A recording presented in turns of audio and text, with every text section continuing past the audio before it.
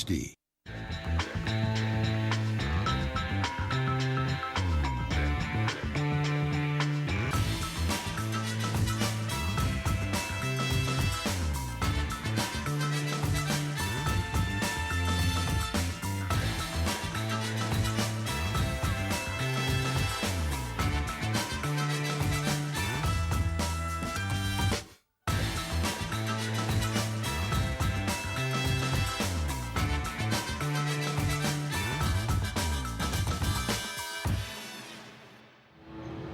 Hello and welcome to the British Basketball League Championship and to Kelvin Hall here in Glasgow, where the Rocks will be taking on the Cheshire Jets. Cheshire come here on a high with 2 wins in a row as they bid for a playoff berth, but the Rocks were winners last time out 2 weeks ago in front of our cameras. They'll be raring to go. Let's have a look at how the league table is standing before we go into this game, and it's as you were at the top of the table, as all of the top 4 have registered victories this weekend. Newcastle's lead remains 4 points over Worcester. Glasgow are only 2 points clear of Sheffield in 5th, whilst the Jets are in 8th, courtesy of having played fewer games in Guildford, and Mersey are a couple of points further back. Well, tonight I'm joined by one of British basketball's leading journalists, MVP Magazine's Mark Woods. Mark, an interesting game in prospect here tonight. Yeah, absolutely. This league's so close this year, and those spots from 5 almost all the way to the bottom. And Glasgow and Cheshire, not guaranteed playoff spots, not guaranteed playoff positions, and I don't think there'll be too much between them in this game. And who would you think it's more important for? Is it the Rocks trying to pull away from that pack? Well, you always want to win your home games, don't you, in front of a big crowd here. You know, Cheshire trying to get on a roll, didn't have the best start to the season. You know, John Lavery's making some personnel changes, trying to strengthen his side, but we're not that far off the end of the regular season, and you want to start making a run and getting your team in the best shape possible. And we thought we might see a new face in Jets lineup. Turns out we won't. Another new face coming in next week. They're still trying to sort this lineup out. Yeah, absolutely. And that's one of the benefits of having that late deadline in the season, that you want to try and strengthen if you've got the opportunity. And John Lavery told me before the game, the guy brought in, didn't quite work out. Cultural differences, maybe the diplomatic answer, but you know, they'll look to do something ahead of next week. And looking at the Rocks, they're 9-8. They're above 500, given all the injury problems they had. That's not too bad. Yeah, it's almost a miracle. Sterling Davis having to patch his side up, putting that sort of magic spray and the magic sponge on a weekly basis there. He's had to battle through a lot this winter. They're probably too far off 4th spot now. They're out of those other 2 competitions, but again, for them, if they get everyone healthy, can they make a run in the playoffs? Well, we're hoping for a tight game. Let's see what the 2 coaches thought of it. Well, Stel, you've had a weekend off. Is everybody fit and healthy, ready to go? Yeah, I think so. I mean, I think these weekends off are good for us right now. Just the way the season has gone this year, anytime the rest of our bodies recuperate has been good for us. So I think guys are gradually getting completely healthy, so that's always good for us. And on the downside, Jets come in here on the back of 2 good wins. Yeah, they're playing good basketball right now, and from what I understand, they've made made an addition to the team. So anytime you do things like that, you know, it's a tough feat for anybody to deal with. So we got to be ready to go. You went down there earlier in the season, got beat. Is it too long ago to remember, or have you taken some things from that? I haven't forgot about it, but I mean, I try to refresh the guys yesterday as much as possible, watching film and just reiterating what happened when we went down there, and they beat us pretty convincingly. So we know we have a tough feat at hand today, and you know it's going to take everybody to execute in order to get the win. And as you say, they've made a new signing. Do you know much about him, or is it just a shot in the dark? I've looked at some research on him. I know he's a good shooter. He can put the ball on the floor, and he's giving him some more size on the inside. So I think it'll be a matter of us trying to figure him out as the game goes along. You know, that's always a good thing for them, and I think it adds to their depth. So we have to be ready to defend on the inside. And from your perspective, what's the key aspect of the game?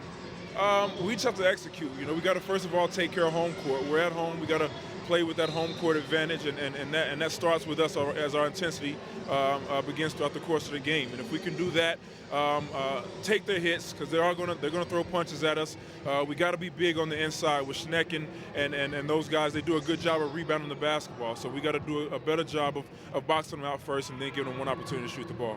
Well, John, news of a new signing this week, but he's not with the squad anymore. Is that right? That's right. Unfortunately, things didn't work out with Milan, so we released him. He's actually gone back today. But we picked up a new guy that's unfortunately not in yet. He'll be in next weekend. It's Kai Williams, Jamal Williams' younger brother. And looking at today's game, you come in good form, winning the last 2 games. Yeah, we're full of confidence. We've won back-to-back games, so hopefully we can obviously repeat our last 2 games and get a good W here today. And of course you have the confidence of having beaten them earlier in the season. Yeah, we beat them down at the Northgate. EJ got hurt then in the 3rd quarter, so obviously I think that hurt them a little bit. I know he's back to full strength today, so we're expecting a really tough game today. And they've got some explosive firepower in that backcourt with Green and Harrison.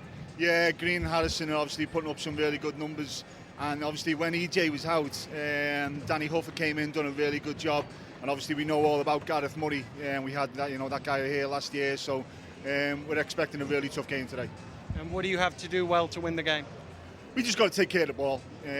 We've been struggling lately with turnovers, but on our last 2 games, I think we turned the ball over 9 and 10 times, which helped us a hell of a lot. So we just need to take care of the ball, look after what we do on court, and see what happens tonight. Well, let's take a look at the 2 team rosters for tonight's game, starting with the Glasgow Rocks. And Michael Green is averaging just shy of 20 points per game. He ranks 6th in the BBL in scoring and is one of only 6 players who average over 40% from the 3-point line. After him, offense can come from anywhere, with 4 other players averaging double figures.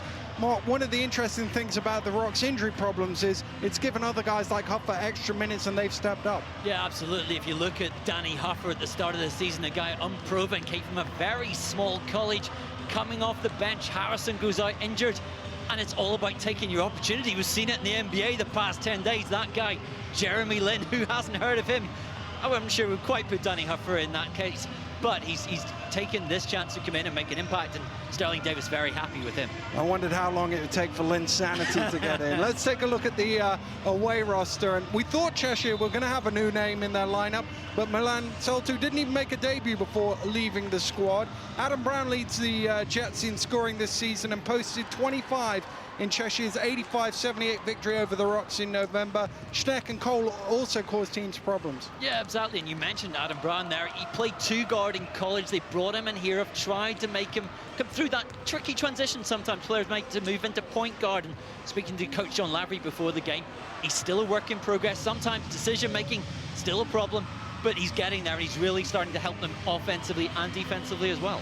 Well, sometimes that can affect you moving from off guard to point guard. It can take away from your scoring numbers, but he seems to be able to put the ball in the hole in this league. Yeah, and the great thing about Cheshire is they have got other options there, particularly with Schneck when he gets going inside. Sterling Davis this week calling him a workhorse. Possibly a little bit unkind. He's a finesse player when he wants to be as well, but there is multiple options for the Rocks tonight. They can't just focus on 1 or 2 guys. And this is a really important game for Glasgow because they're the head of that pack in the league table. If they were to drop to defeat here and allow Cheshire just to close up, it concertinas that group. Well, this league tables is sitting in front of me now. In 5th place, the Rocks coming in here 9 and 8, Cheshire in 8th, 5 and 11. But as you keep saying, Daniel, remember the losses, only 3 difference there. And it is that big pack that's fighting for 5th spot.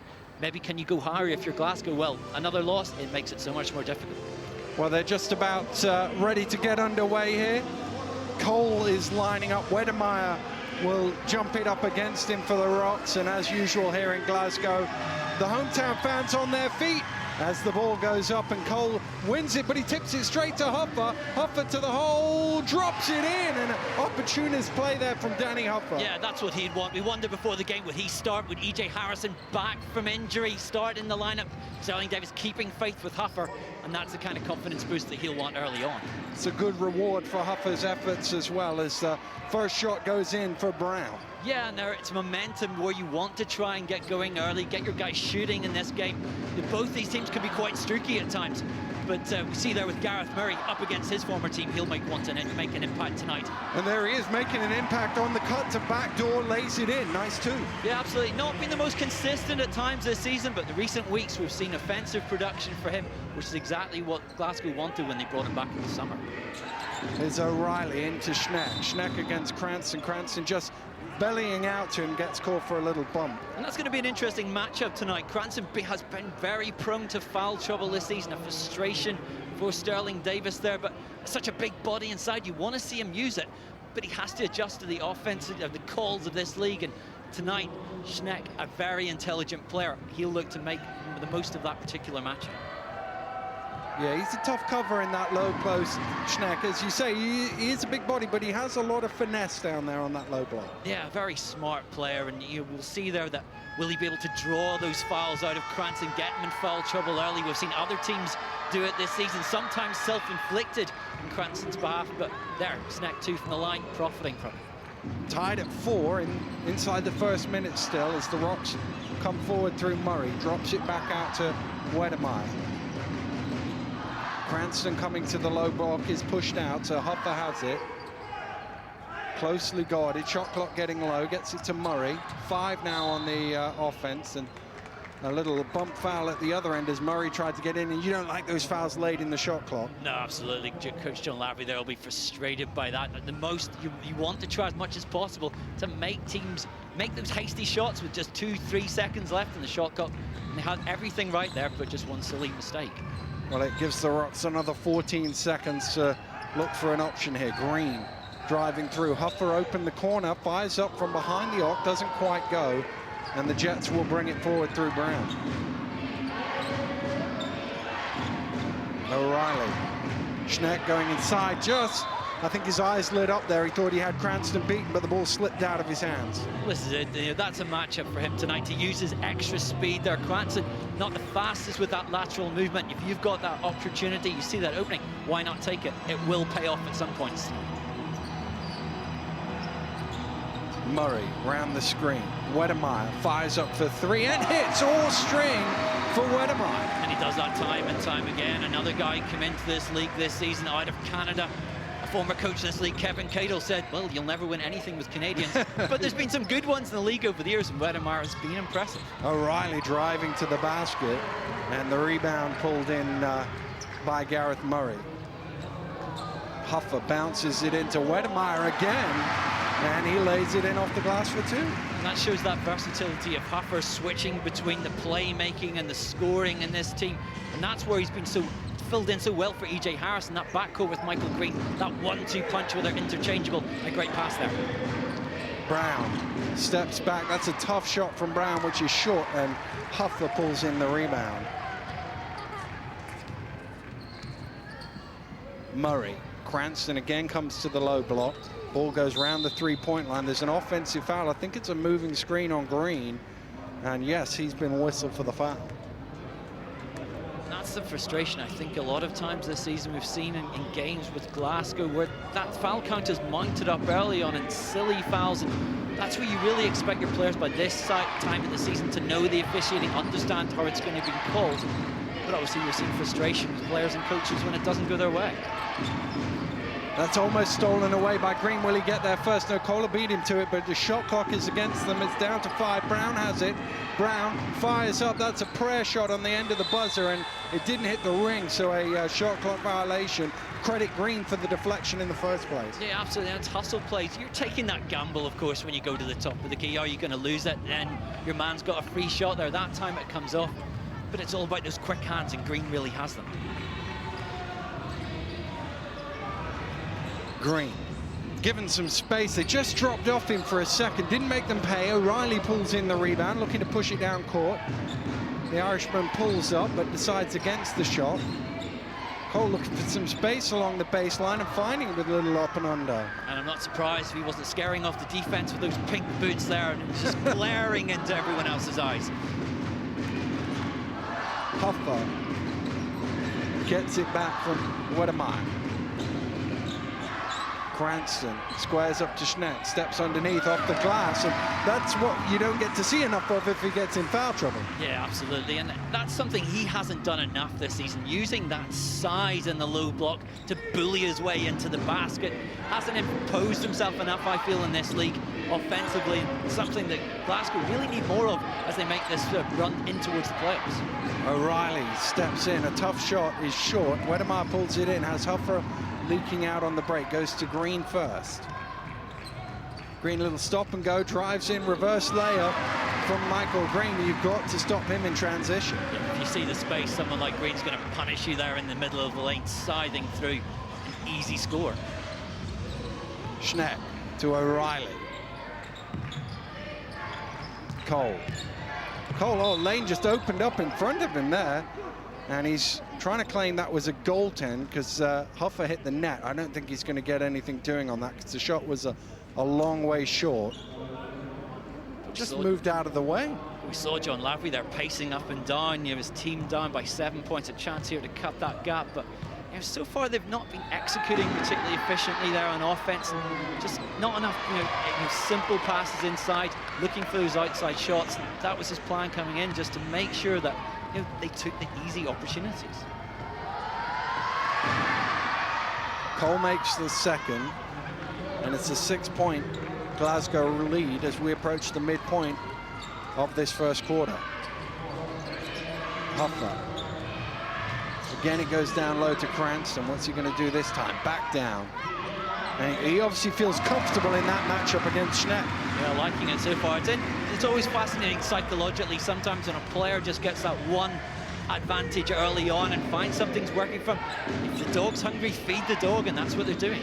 Brown through the legs with a little pull-up, doesn't go. Huffer with the rebound.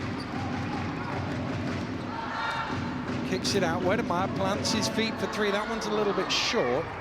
Brown pulls it in, kicks it out long, but it's deflected out of bounds by Wedemeyer. E.J. Harrison coming into the game for the first time with Danny Huffer getting a breather. E.J. still troubled by a problematic ankle, has sat out almost for 6 weeks, come back a couple of weeks ago and told me this week still not even close to 100%, but he's going to have to play through the pain, and as far as he's concerned, if he's on the court, he's fit. O'Reilly knocks down a three. Yes, it was against Cheshire way back in November that EJ first picked this ankle injury up, and at the time it was a prognosis of a couple of weeks he should be out. Well, that's entirely what they thought, and in the absence, Green had to pick up the load, but just having EJ back on the practice court and on the floor, a number of the Rocks players have said to me that's, it's been such a boost for them, his experience and his savvy and his leadership, and that's what Davis has looked to him this season. Schneck trying to go to work inside. I think he was trying to draw the foul before he'd actually caught the ball and ended up doing neither. Now Sterling Davis coming into the game tonight. He's had to come off the bench in recent weeks. Another one carrying an injury, his Achilles problems, having to play through the pain, and that's the difficult part, I guess, when you're the player coach. You have to mind your own minutes. He's just having to influence in spot minutes just now where he can. Here he is trying to go inside. That's a tough pass, but Harrison bailed him out from the elbow. EJ's shot is short, and Matt Schneck pulls in the boards. This is where Brown now, we'll see them trying to set something up to run that offense, which Coach Lavery's looking for him to do. We see him waving players over there, and that's leadership. Page's shot is off the mark, and the rebound is pulled in by Green. Green kicks out to Murray. Murray with a little crossover, throws it out to Harrison. And Harrison given all day to fire that one up, but a little short. Put your bank on that one there. Just it's so much time for it, but perhaps there's just that little bit of game action that he's lacking. Nice move from Colin O'Reilly to the whole finger roll. Nice combo there at the forward spots. Those guys have really impressed me here. That sort of understanding they have between them, that they link up so well, that interchangeability there. O'Reilly again, another smart player.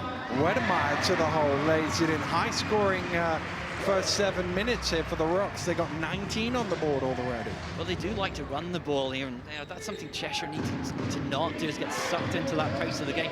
Just run it at their own pace rather than going tit for tat. Cole offers the screen to Brown. O'Reilly closely guarded by Murray. Schneck now drives in, challenged by Davis. Good finish. Davis did well, but Schneck made sure it went in for two. Schneck there, it's speed that he's effective with here. He just likes to pick those one-on-one matchups. It's just such a smart and clever player about seeing when he's got space and time. Davis from the mid-range, trying to, I think, pull Schneck out defensively as much as anything, but that one goes over the top of the ring, and Brown didn't get the ball down quick enough, and a traveling violation caught against him. Well, that's what we spoke earlier about, the decision-making. What move are you going to make? How can you keep control of the pace? Do you go to the basket? Do you wait for your teammates? Do you try and set something up? And that's the tricky thing for him to learn, is, he said in pre-game, is when you've been a shooting guard, to be that playmaker. Green under pressure, doesn't go. O'Reilly pulls it in, and the Jets can trim this back to a one-shot game. Brown with the head fake, steps under, bails out of the shot to Cole. Cole hits the deck hard, doesn't get the ball to go. Little behind the back pass from Brown to O'Reilly, who's short as well, and Michael Green pulls in the rebound. Oh, good pass from Green to Harrison. Oh, blocked, but it had hit the backboard first. Goaltending violation called against Cole. Still, that's what you want to see, not giving up in the play, getting back. You know, it could so easily have been that great block to step the basket. You know, John Lavery will be pleased with that kind of defensive effort. You could see on the replay there that the ball just hitting the glass first. Good call by the official. Green just hipping Brown as he tried to go past, just chasing out after that. And Green will run to the bench. He's getting subbed out with Bunyan coming in for him. Johnny Bunyan, exciting young player in British basketball, made his GB under-20 debut last season, continues to play in the Scottish League domestically as well. He's pulling double duty a lot of weekends, and a player that the Rocks have great faith in for the future. And he's given them some good minutes in the presence as well. We talked about their injury problems they've had, and it's forced him into more action than perhaps he would have otherwise seen. Yeah, and when you see at times, you know, the teams in the BBL are criticised for not bringing young British kids through. Here he's a guy who's 19, he's got a chance. Of course, he's got pedigree. His brother Keith, a long-time sharpshooter for the Rocks when they played through in Edinburgh and also here through in Glasgow. A smart young player, and you hope that in the years to come he'll be to develop into someone who can play at international level and be a regular in the BBL. 21-15 the Rocks lead here, just over a minute to play, and O'Reilly cuts that deficit to 5. Bunyan playing point guard. As Harrison running off the screens. Harrison goes the opposite way out to Wedemeyer. Davis now. Bunyan fires up for 3 and hits. You talk about what a sharpshooter Keith is. That's a pretty good shot from Johnny right there. Yeah, it was a maid in the family there. They must have rehearsed that around in the yard back home, but terrific. And he is a threat from that range, and Cheshire will have to watch out for him. Sterling Davis just got a foot on that, and the referee signaled to reset the shot clock, but it was on 14 anyway.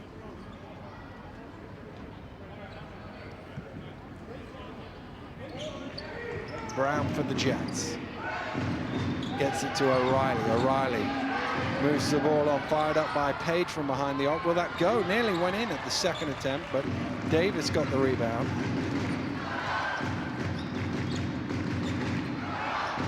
Bunyan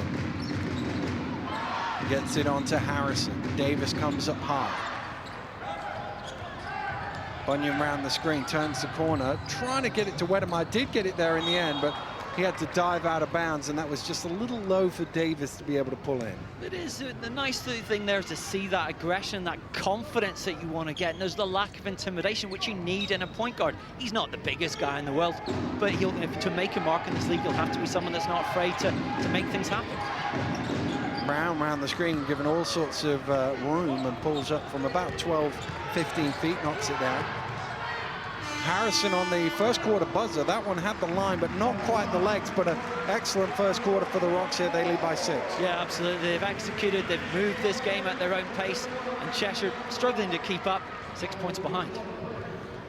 Well, it's all Glasgow Rocks here in the opening period at Kelvin Hall. They lead the Cheshire Jets by 24 points to 18. Sterling Davis will be very happy with his squad as they go into this first quarter break. More action when we return.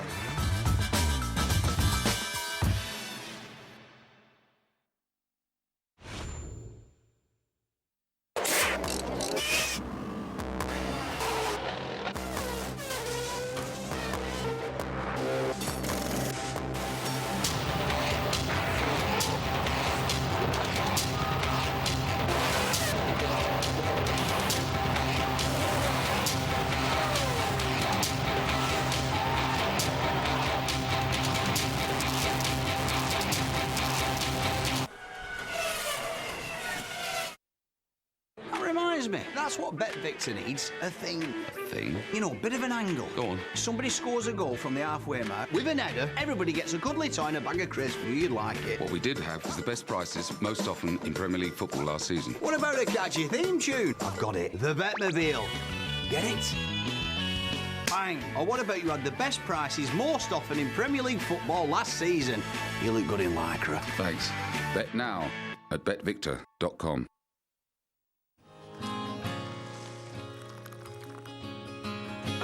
If you think all instant coffees are the same, think again. And nothing's real but love. Nothing's real but love. No money, no house, no car. It's like a love.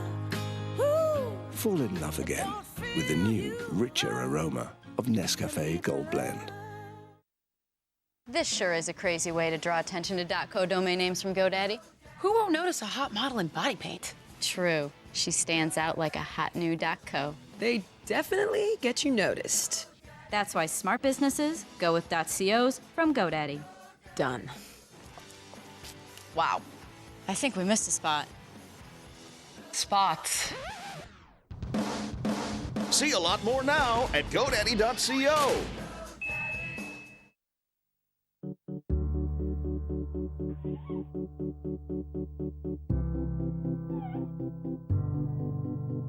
Whatever you're doing, you need the right tools, especially when you're doing something as tough as stopping smoking. If you want to quit, pick up a new and improved Quit Kit free from a local pharmacy.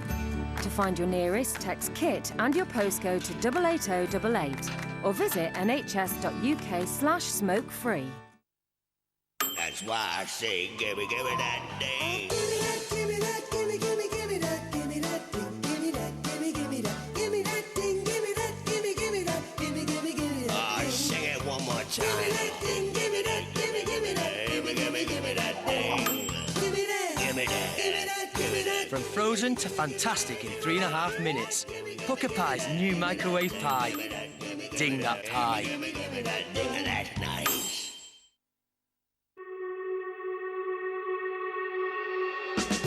Enjoy the greens of the Algarve.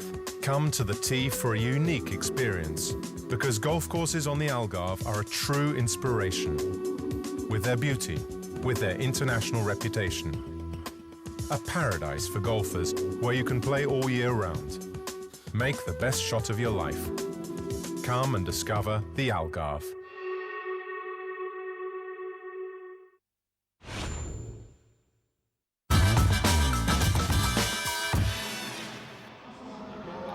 Welcome back to Glasgow, where the hometown Rocks have had a good opening 10 minutes. They lead the Cheshire Jets by 6 here in this ball game, and Cranston is going to check back into the game. He started out well, picked up an early foul or so, and they need him out there against Schneck. Yeah, he is. He's a critical presence. Even if he's not scoring and executing offensively, he's just that size in the middle there just to disrupt Cheshire's offense. But you saw that first quarter, the Rocks shooting 11 of 18, Cheshire just 6 of 15, and that just tells its own story. Statistic sometimes I actually do like, but Cheshire do need to get better shots. Here's Page. They're trying to go into Schneck. Brown now. They do get it there, but Cranston is in the way to knock it away. It's just a different defensive matchup for Schneck when Cranston is out on court. Murray, with Bunyan running the baseline, goes back up top to Harrison, and here's Bunyan on the opposite side. Inside now to Cranston, shot clock getting low, and he's shown some touch in there today. Yeah, and we've seen it in the first quarter, often at the other side of the baseline. They're coming in from the left-hand side as we look at it. He likes that matchup. They're going to keep using that. He's 3 of 3 for 6 points here in the game, the big fella. Schneck's shot is short. Bunyan in there with the big boys, pulls in the rebound. Wedemeyer fakes to go and recycles out top. Harrison, give and go with Cranston.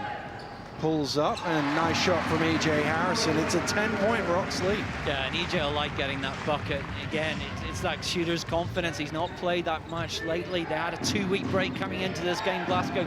So he's just taking a little bit of time to get going tonight. O'Reilly, little lane opened up in front of him, and he was quick to fill it for 2. Happily take those kind of easy baskets there. And O'Reilly's been around this league now for a few years. Likes the matchup, sees a good one when it's in front of him. Bunyan almost lost it for a second there, but managed to recover. Here's Murray, sizes up Page, little head fake, gets the step on him. Wedemeyer to the hole. It was all in the head fake, gave him that first step from Murray. Yeah, absolutely, just a smart play there by Murray against his former team. Yeah, he was having a good chat with O'Reilly and Schneck before the game. But all that friendship forgotten here now as the Rocks trying to play some defense. I think Cranston just got caught reaching in there. And he will be whistled for his second personal foul. And here it is on the replay. Just saw the ball for a second, but it was too far out of his reach, and he'll have to go to the bench with that second foul. Davis in for him.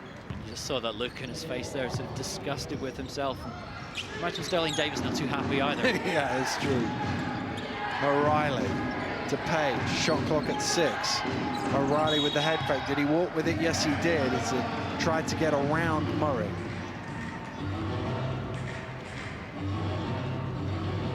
And I think some of that was pressure of the shot clock.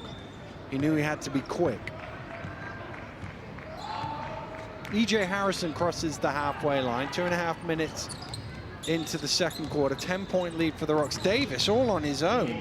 Well, I'm not sure that he actually knew what they were doing there. There was meant to be a switch, but nobody picked up Davis. Yeah, just come off a miscommunication there, just bad defense, just a breakdown. John Lavery with his arms crossed on that sideline, I guess won't be too happy.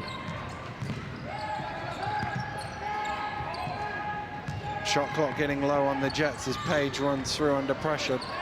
That's out of bounds and will be a Rocks ball. And that's a typical offense that we've seen from Cheshire tonight, picking up that ball at the free throw line on the elbow, trying to make something happen by going solo through the middle there. But if you're trying to execute, if you're trying to do the right things, that's really not your plan A. And tonight they've had to go to that plan B. It's not yet coming off. Davis, hands on to Bunyan. Wedemeyer, Davis in the low block. 5 on the shot clock, needs to go. Turnaround jump shot. Tough one from Sterling Davis. And he stretches the lead out to 14. Yeah, he's still got it in him. Even coming off the bench now, he has to make that contribution in spots and spells there. And, we've seen that shot so many times over the years.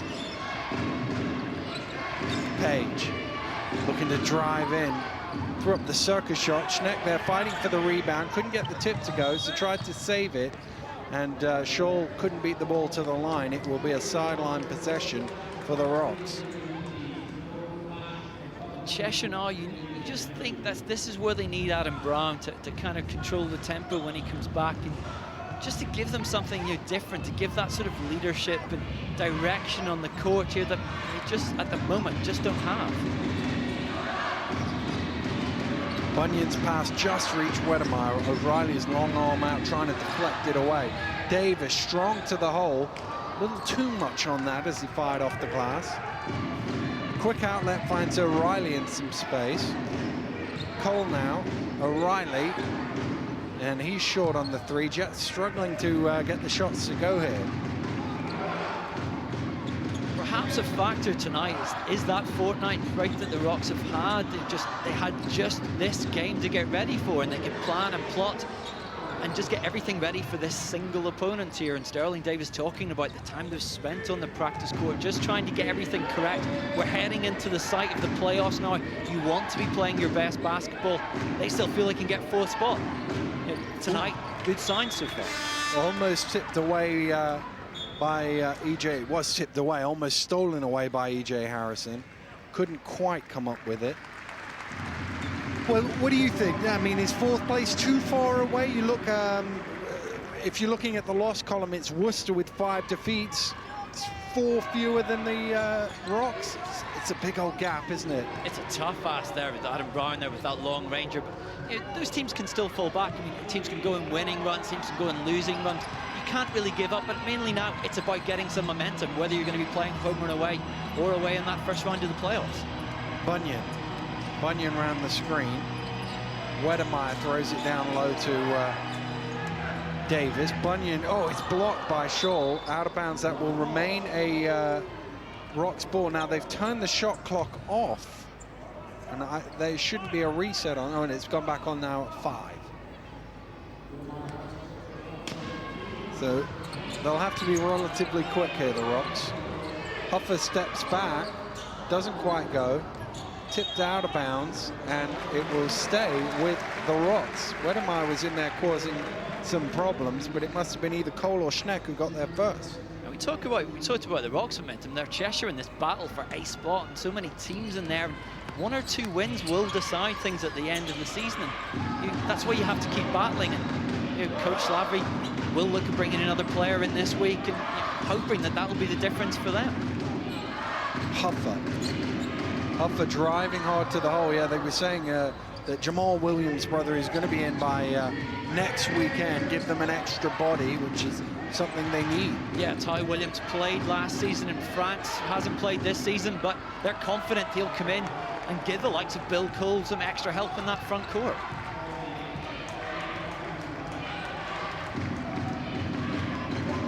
Bunyan moves it on to Harrison. This familiar play, they've run it quite a few times here today. Gets Wedemeyer open for 3, and he hits from behind the arc, and really the Jets just left him there. Yeah, he did it earlier in the game, he's done it again now. You just have to remember that game plan. I'm sure before the game in their preparations they said don't leave this guy open, but they've done it now, not just once but twice. O'Reilly from behind the arc, and he replies with 3 of his own. Important shot that for the Jets to cut it back into single figures. Yeah, Danny Huffer there just missing that opportunity just to get in O'Reilly's face, limit that pass, but the gap now back down to 9. Harrison. Wedemeyer. Shot clock at 6 as Huffer has it. Little stop and go, pulls up from the foul line, tough one, doesn't go. Nathan Shaw, of course, began the season with Milton Keynes, now with the Jets. Cole. Inside to Schneck, back out to Cole from behind the arc, and rebounds pulled in by Harrison. Saw Wedemeyer leaking out, and what a pass there. Oh, he's missed the layup! Unbelievable, and Huffer's going to get called for a foul, and the pair of them square up. He's not backing down, Huffer. He gives up about 6 inches to Matt Schneck, but he didn't back down. But a phenomenal outlet pass from E.J. Harrison. How did Wedemeyer not make the layup? Yeah, even I, on my Saturday morning game, would be embarrassed by that kind of miss. There was just that little seconds of a lapse where you switch off and you think, it's open, it's going to be so easy, and it's not.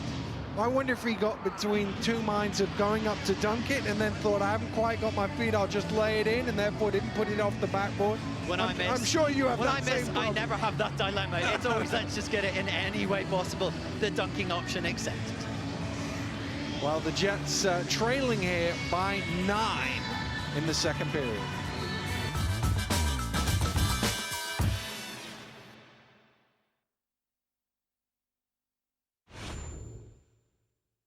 Fridays are getting funnier. 5, 4, 3, 2, 1. Roll with the return of your favourite families.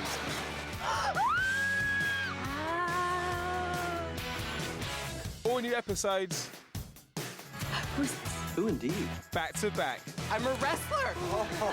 How else would you explain this awesomeness? The Middle and Modern Family returns Friday from 7:30 on Sky 1 HD.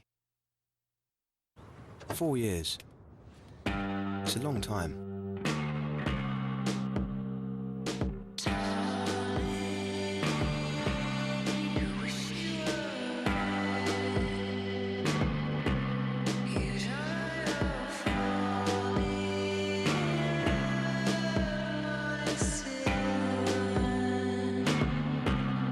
No matter where life takes you, we'll be there. The all-new Renault 4 Plus package, 4 years warranty, roadside cover, servicing and finance package on any vehicle across our range.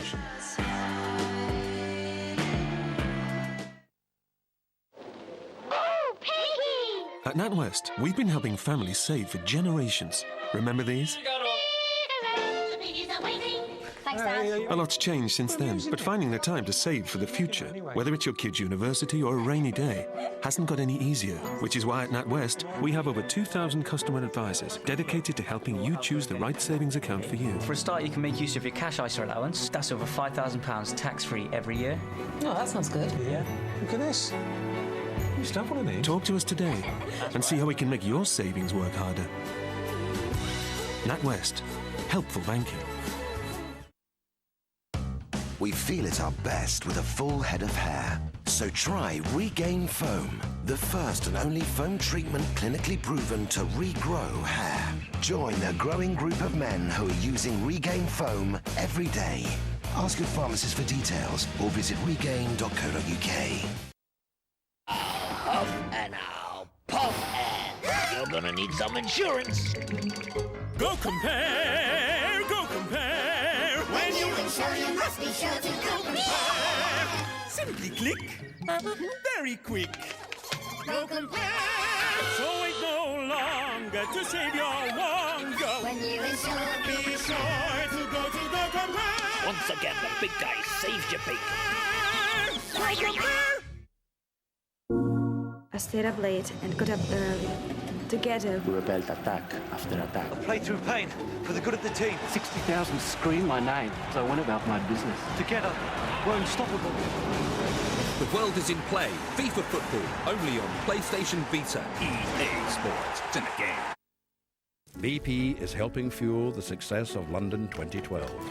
Over 5,000 games vehicles will use our most advanced fuels, including biofuels made from energy grasses. We're also aiming to offset the carbon footprint of millions of spectator journeys and of the British team we are proud to support.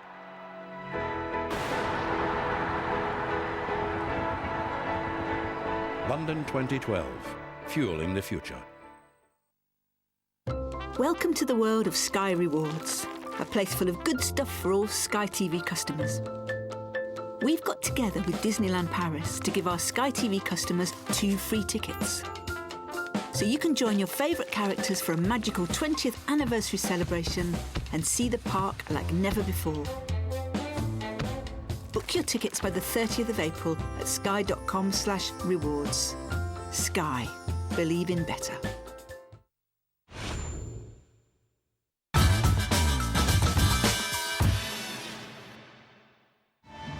Wedemeyer, they're leading in this game, though, despite that, with 13 points so far. And, you know, they've been very effective in trying to get the ball into different areas, Glasgow, trying to use the different threats that they have, and also, to an extent, to compensate for the problems they have just now. We've mentioned their injury count. Michael Green struggling, Sterling Davis struggling, E.J. Harrison struggling, even Cranston hasn't been in perfect health lately. They've had to get other guys involved and find different means of, you know, to execute, to find other guys and other ways to hurt those opposing teams. And, you know, given the fact that they have had so many injury problems, the fact that they've still got a positive record this season is kind of a credit to them. Sterling Davis sits down here for the Glasgow Rocks, who lead 37 points to 28, just under 3 minutes to play in this second period. It's a Jets ball from the end, which Brown now has, and he will jog it forward.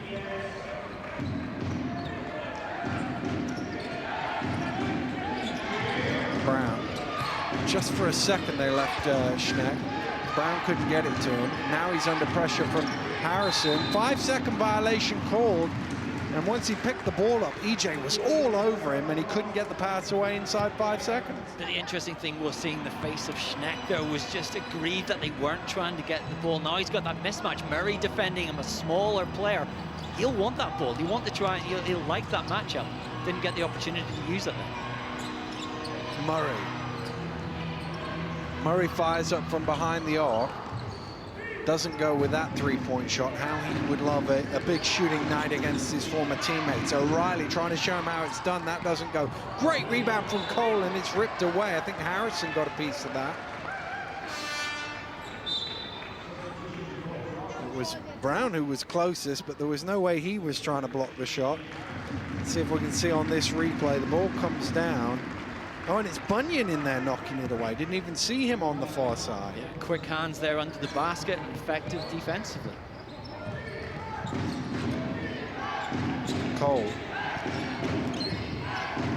Good defense from the Rocks, preventing an easy pass and blocked by Huffer. Super play. Here comes Green. Green goes alone to the finger roll and finishes it off, but the defense feeding the offense. Yeah, that's just that speedy transition there. It was 3-on-2, the Rocks taking advantage and turning things into it. Now an 11-point lead here as we head to the end of the second quarter. Traveling violation. That's not going to help Matchnet's mood any. You were talking about how desperate he was to get the ball because he likes his matchup. As soon as he gets it too excited, shuffles his feet. Yeah, absolutely. And we see there the gamble now. Cranston coming in for this last 1 minute 30 of the period. And Davis obviously there sees, well, let's try and stretch this and use that height advantage.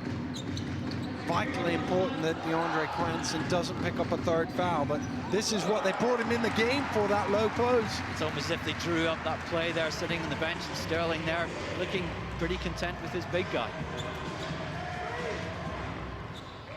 Schneck. Shaw gets it to O'Reilly. Thrown into Schneck. And Cranston had to back away there to avoid that third foul. Yeah, and that's where maybe you're limited when you're sitting on that. It's preying on your mind. You don't want that psychological blow of a third foul before the half. Schneck, he's a smart guy, probably knows that. He took the spin move and made it pay off. Huffer. Cranston coming to the low post, squares up, head fakes, then shoots, and knocks it down. He's been very effective at this end of the floor. This is what you want when he's putting back in, and they want to see more of him on that. They believe they could do it. Missed a lot of last season, got injured early in Venezuela, almost rehabbing himself back into his career this year. Hasn't been aggressive enough in those sort of situations, and tonight he's proving exactly what they wanted him when Sterling brought him in double figures now with 10. Cranston going after the rebound, might come out to Murray. No, Brown beats him to it. Shot clock violation, ball never hit the ring. It's gone off. Oh, the referees let the play go. The horn had gone off for a 24-second violation, and the referees didn't hear it, I guess, and let the game play. Sterling Davis is arguing the case of that. The horn definitely went off. There was no, I mean, you could see it said 0 up on the thing there. Referee's talking to the table now, trying to explain exactly what went on there. Sterling wasn't happy initially at that. Looks a little bit baffled now. Well, let's see from the replay. You can see the shot clock there. It doesn't hit the ring. 3, 2, 1, 0.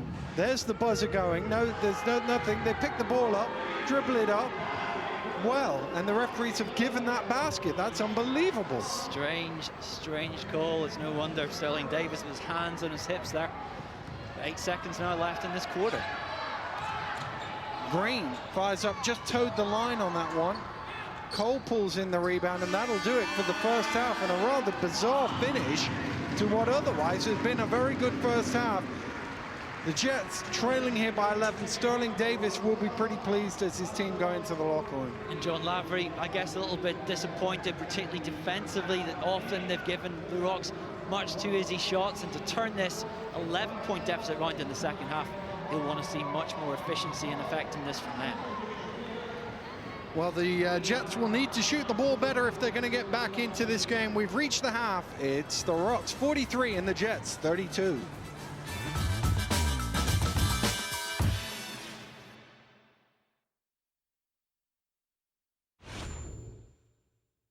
Isle of Wight Festival.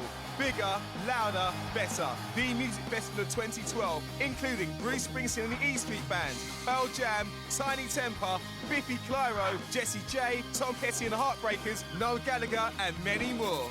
65,000 people, over 100 bands, 3 stages, 1 festival. The Isle of Wight Festival, coming soon to Sky Arts HD. the unknown, where all ideas start.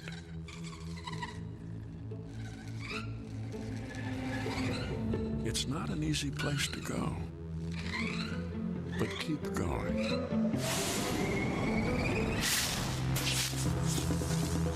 And you'll always end up somewhere new.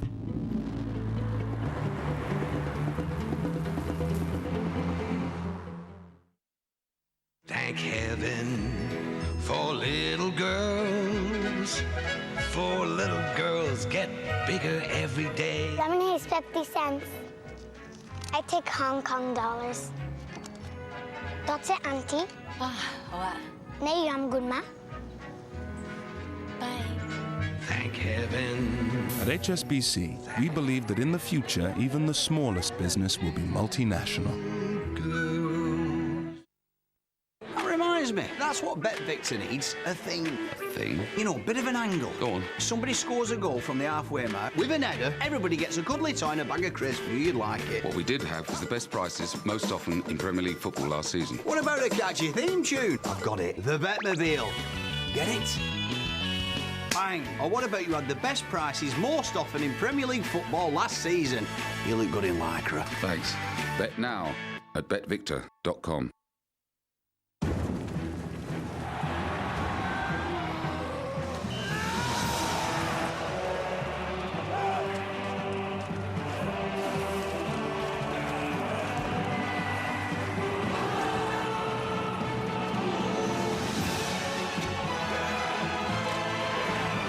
One nation will rise.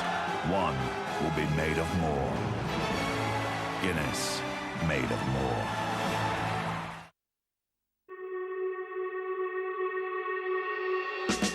Enjoy the greens of the Algarve.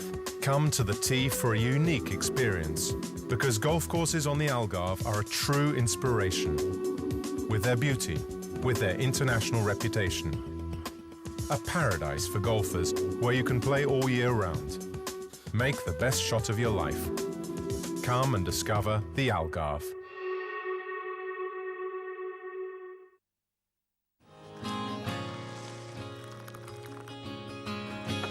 If you think all instant coffees are the same, think again. And nothing's real but love. Nothing's real but love. No money, no house, no car. It's like a love.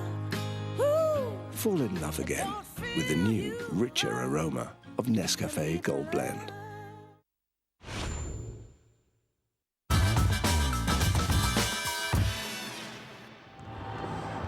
Welcome back to Glasgow, where the hometown Rocks are leading by 11 at halftime. With me, Mark Woods, and the reason he's one of the leading journalists in British basketball is because he knows what the coaches are saying at halftime. What have you learned for us, Mark? With very, very contrasting fortunes and moods from both these coaches here. Sterling Davis saying the key thing in the locker room for him was duplication. Really pleased his team only gave up 32 points in that first half, and really liked the energy that his team came out and played with. Contrast, John Lavery, not happy whatsoever, feels his team didn't come to play, particularly defensively, has told them to step up the effort and execution and just be smarter in this second half. Too many missed opportunities, breakdowns there, and same offensively, says they have to get much, much better and just try and happen, because in the gap between these two teams during that first half in all areas of the game was absolutely huge. Well, you mentioned the 32 points that the Jets have put on the board. These two teams have very similar numbers in terms of points they average and points averaged against them. Glasgow right on target for their scoring average at 43, but 64 is the pace that Cheshire are on. That's not going to win too many games. No, it isn't, and we saw there that they were taking bad shots and were looking to go one-on-one and isolate far too much there, and Coach Laffey just wanting a better implementation of the game plan he prepared. Here's the Rocks getting us underway in this second half. Huffer open from behind the arc, doesn't quite go. Cranston had the inside position there, but Schneck did enough to ensure that he couldn't pull in the rebound. It will be a Rocks ball from the end, though. Yeah, in that first half, we saw that matchup. Cranston winning the battle of the bigs under the basket. Can he stay out of foul trouble, and can Snack keep him under control? Green can't quite convert. Cole pulls in the rebound. And Brown will cross the halfway line and move it on to Page as Cheshire look to eat into this 11-point deficit. There's an offensive foul call on the screen, and it's on Brown, I believe. There's Keith Page there, a man in confidence with his first year in the league, and of course, a man who's not even the best player in his own family, some would say. The Great Britain captain, star player, Olympic athlete of the year, Julie Page. I know how proud of him she is that he's making it big in the BBL. A lot of sibling stuff going on today. It's Huffer trying to cut through. We've had talk about the Williams and the Bunions, and now the Pages as Cranston's inside to lay it in. Leaving them in a pickle, some might say. Offensive foul there on Brown, just a little clear out with the forearm, and that last foul was on Brown, so that's 2 in a hurry on him. Yeah, and you know, there you have to just be smart and have to make those good decisions, particularly in these opening minutes, and we see it there. Cranston just getting that score and then a silly mistake afterwards. Cranston will inbound. Lobs it up high, and Wedemeyer did well to pull that one in. Wedemeyer looking to penetrate, out to Huffer.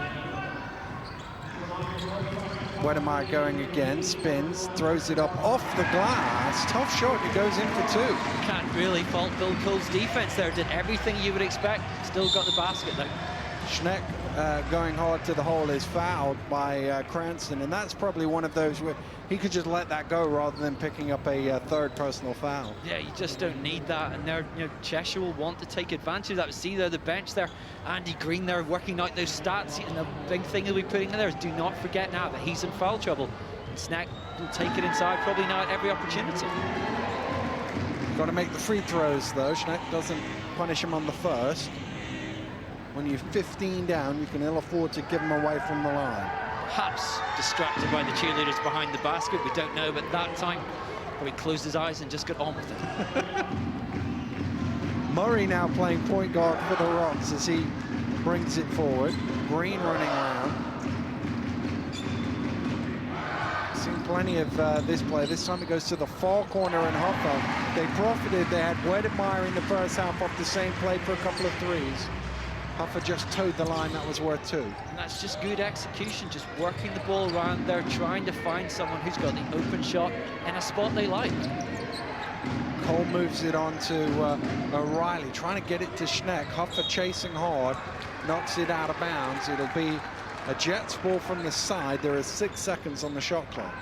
O'Reilly looking unhappy there, and as he might, there just that one poor pass and not getting the ball into the right areas. And there you see at the end of the shot clock, forced to take a bad shot, and it doesn't come off.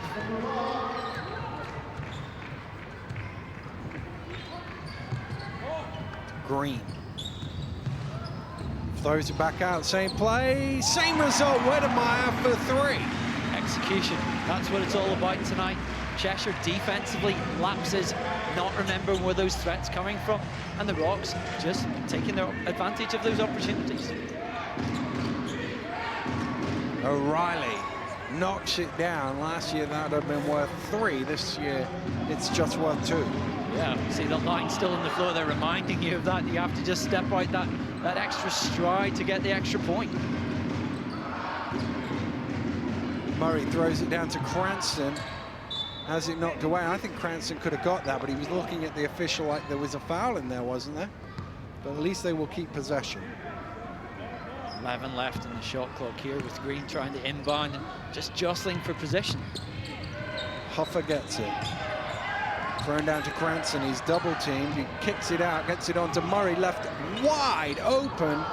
And that's another one you'd expect to go in, and Green, I think, was trying to flip it out. He could have caught that easily. Brown stops, goes, moves it round to Page. Inside is Cole, and there's foul number 4 on Cranston.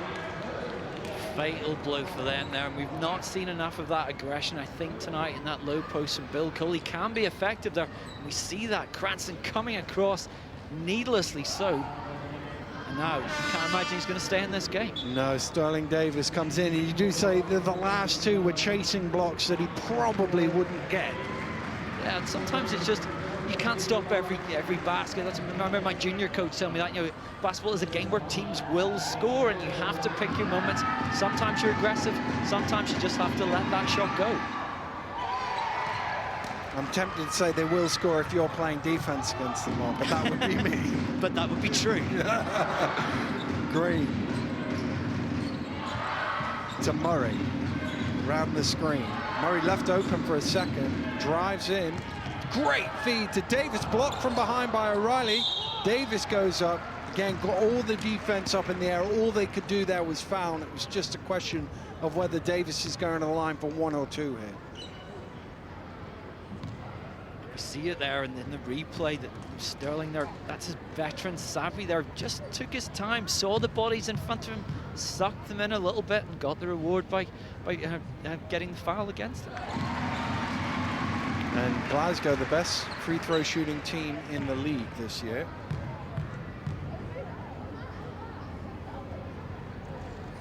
And Davis showing exactly why. I mean, that ball hit the bottom of the net before anything else. Fingers wagging in the air, and why shouldn't they be with a 17-point advantage? Not even halfway through the third quarter. Brown, nice feed. And the problem is on that switch, you're going to end up with Schneck and Green. And that's a mismatch in anybody's book. Yeah, absolutely. But Cheshire tonight, you saw their smart entry pass. They haven't really done that enough. And for me, that's on Brown, that sort of leadership. You know, we're still asking questions of him. John Lavery's asking questions of him. How can he make this team tick better in the same way that Huffer has done when he's had control of the ball? Well, Huffer just towed the line on that one. It was only worth 2, but he was an inch or so short of it being worth 3, but it probably doesn't matter with the lead they've got right now. Brown backs out. Tough shot from Brown, and he knocks it down. Giving you offense there. Can he give them more passing? Can he bring them back into this game? This game is not over by any means. But Cheshire have that opportunity if they can get some momentum. Huffer trying to get it to Wedemar. They need a bit more of this, a bit more defense, a few more stops. O'Reilly out on the break, running off the glass, too strong with it. Cole gets the rebound and just about finds his way out of trouble. Page open for 3, and he knocks it down. Well, there's someone that they want some help from. He has got that shot from range there, has the confidence to take it when it comes up, as we've seen this season. Page recovers to stop Huffer going to the basket. For a second there, Huffer thought he had an open layup. Screens left and right. Green turns the corner, drives hard to the hole, off the, tosses it up, it goes in for 2. And the foul is caught on Brown, and that will be his 3rd personal foul. And that's explosiveness is what we saw early in the season when he had that high-scoring month. He was the leading scorer in the league, won the player of the month. And then injuries just held him back a little bit, not being able to be as aggressive, but now just getting his way back to health. And we can see what he can do. He has that speed and that strength to drive to the basket and make things happen. Well, Wedemar is going to sit down with E.J. Harrison checking into the game.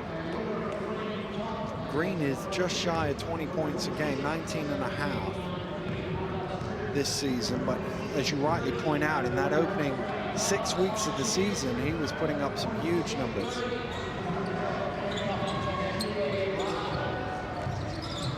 Brown. Schneck wants it down low. Davis has forced him out 15 feet from basket. Page tries again from behind the arc, doesn't go. And Green comes from the top to pull in the rebound. Green with the pull-up in transition, and that's a shot that a confident guy will take, but you got to make that if you're going to take it. Otherwise, just looks plain ugly. Yeah. Brown moves it on Cole with the head fake, which Murray bought, and then Murray ended up bumping into him and just chasing a block that wasn't there. But it wasn't, again, when you look at the rhythm of that Cheshire offense. They're forcing stuff. The Rocks' defense has been very tight. They've been getting out in the perimeter, not giving guys too much space, hustling the point guard. Cheshire just haven't found that rhythm that you'd really like in terms of getting the ball moving around. O'Reilly finds Cole open underneath. Good pass from the Irishman.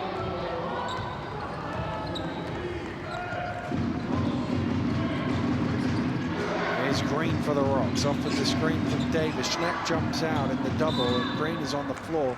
That will tie the ball up, and the arrow is pointing Cheshire's way, so they'll get possession back.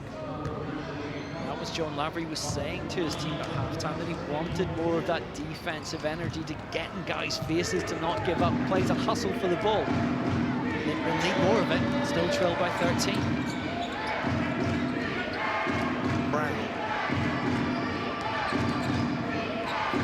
moves the ball onto Page, steps underneath, bouncing, and Davis read it well, but Schneck recovered to lay it in. Looked for all the world as if Sterling Davis had got a steal there. Just lucky bind. Sometimes it goes your way, sometimes it doesn't, but Cheshire just putting that pressure on. Rocks by no means with this game in the bag, and the crowd here getting behind the home team. Huffer behind the back to go past Page, and Page just caught him and will be called for his second offense. There's only been 6 fouls on the game against the Jets, but I think 4 or 5 of them have been in this quarter. Yeah, 5 of them. Accelerating, and again, is that aggression? You know, what's that tempo change at halftime? You know, how do you come out and play? You know, again, it's so easy for teams in that first half to have that and then switch off at the break, or vice versa, to come out flat and then find themselves at the interval here. Certainly, we're seeing Cheshire being much more aggressive and looking to do better, and that perhaps has something to do with what the coach whispered in their ears, perhaps, I'm sure, so politely at halftime.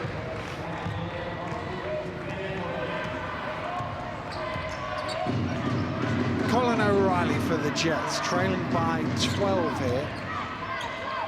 They have looked, well, second best in this game, but they're still only 12 down with less than 13 minutes to go. So as Brown makes it a 10-point game, by no means out of their reach. No, absolutely. Basketball, as we say so often, a game of runs. And now here's Cheshire on one again. Traveling violation, that hurts. He thought he got fouled. That's why when he heard the whistle, he just assumed it was a foul, but referee called him for a walk. Yeah, and John Lavery there shaking his head, just not happy with it. But his first year in the league, he's had to make this transition. We see there, that's what he's looking for his team, to get out in the break, and just that momentary lapse, the footwork not quite right. John, you're trying to make this transition to head coach, took over from Paul James, so successful before. He's still learning his way in this, but it's frustrating when you think you're getting your plan right and your team just isn't pulling it together in those little mistakes. Paul Smith rather than Paul James. Paul Smith, indeed. Easy mistake. Shot clock getting low as E.J. Harrison fires up. Rebound pulled in by Brown. Brown looking to go, and he's fouled. And Sterling Davis left a little piece on him there and then picked him up. Knew the foul had already been called, but he made sure that he wasn't going to get a score on him. Just a reminder when they're in that long bus journey home tonight of his presence in the game. Davis, he didn't pull out of it, I think is the way to say it. He's fully committed. Nice pass. Cole inside jams it down. Murray had gambled on the steal, and it's down to 8 here with 2 minutes to go here in the third. Yeah, making it very interesting here. And see Johnny Bunyan now on. He'll have to keep a calm head as a playmaker to get the Rocks back on track. But great block there, and that aggression from Cheshire's defense paying off here. Huffer at the elbow, falling backwards, doesn't knock it down, and the Jets can narrow this game yet again. Brown calling Schneck to the low block. Schneck looking to go on Davis. Kicks it out to O'Reilly. O'Reilly to the finger roll, lays it in.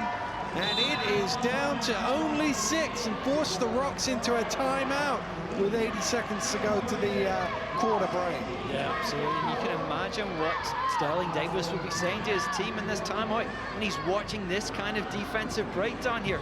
Wasn't challenged too late. Old Johnny Bunyan having to come across. Not a great matchup for him.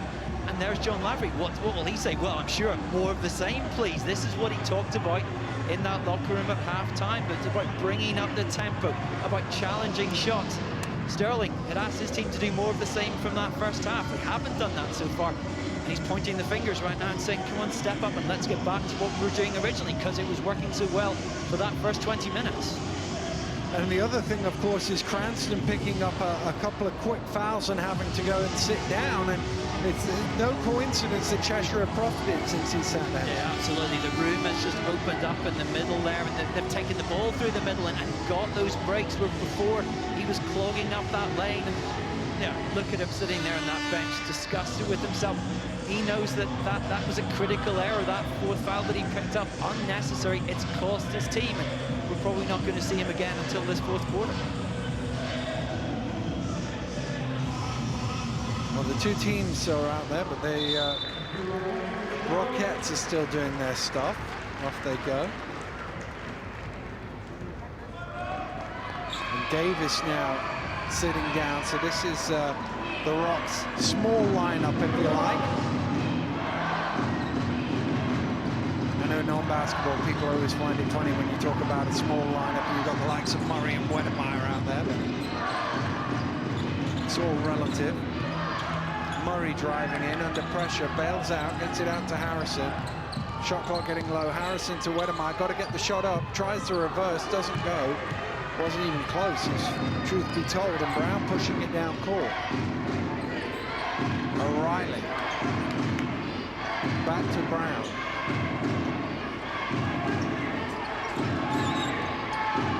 Brown fires up for three and hits all string from Brown, and this is a three-point game, 30 seconds from the end of the third. Schneck was looking for the pick and roll. Brown said, no, thank you very much. I see a three, I'll take a three. And it's down to three now with this potentially last possession of the quarter.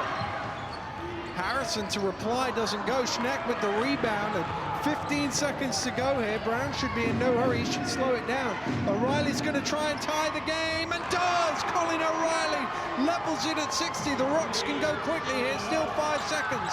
Bunyan racing down, pulls up for three, doesn't go. What a finish to the quarter by the Cheshire Jets. Bang, bang, threes, and they're level here. Sometimes a team just catches fire, and the Jets are flaming hot right now. They were falling into the abyss at halftime. We weren't sure if they could pick it up, but so impressive in this third quarter. It's going to be a very, very intriguing fourth. It certainly is. What a finish to this third period by the Cheshire Jets. 2 3-pointers in a row in the last few seconds have tied the game at 60 here at Kelvin Hall. We've got fourth quarter action after this.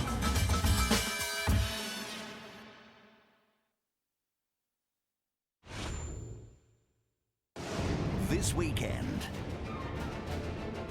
from the race for promotion, you need to deliver again, to the race for the title. Beautiful, beautiful football. The North London Derby. That's as good as it gets. That's as good as football gets. The Carling Cup Final. Stunning! Simply stunning! And the SPL. This is remarkable! Football not to be missed this weekend on Sky Sports HD.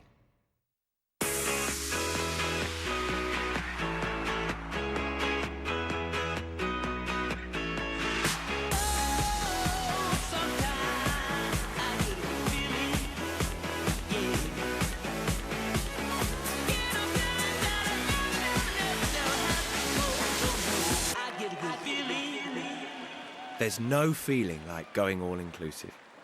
That's why all our holidays are going all-inclusive. At oddschecker.com. We know you wouldn't take odds of 5 to 1 if you knew you could get 6 to 1. But how do you know if 7 to 1's not out there? At oddschecker.com, you can compare the best odds for top sporting events from all these leading betting sites, all in one place. Visit oddschecker.com now and claim up to £180 in free bets. Get up to £60 from Sky Bet, from Ladbrokes and from William Hill. That's up to £180 in free bets only at oddschecker.com. Sky's Online Casino brings you a great range of online casino games with a completely free £10 bonus to new players to play on big-name games such as Blackjack, Deal or No Deal and Monopoly, featuring an all-time favourite Rainbow Riches, where you can play for as little as 1p, enjoy 3 fantastic bonus rounds and have the chance to win up to £200,000 and a jackpot slots game that's reached £2.6 million. Claim your £10 free now at Sky's Online Casino, skyvegas.com. With Sky Movies, you get more. Let's go. More brand new movies every week. Well, thank you. More ways to watch them. You decide. And more chances to watch them. That's gonna be one hell of a ride, Staff Sergeant. Whenever and wherever you are. In the UK and Ireland. And I know just where to get them. Are you ready? No one brings you movies like Sky Movies.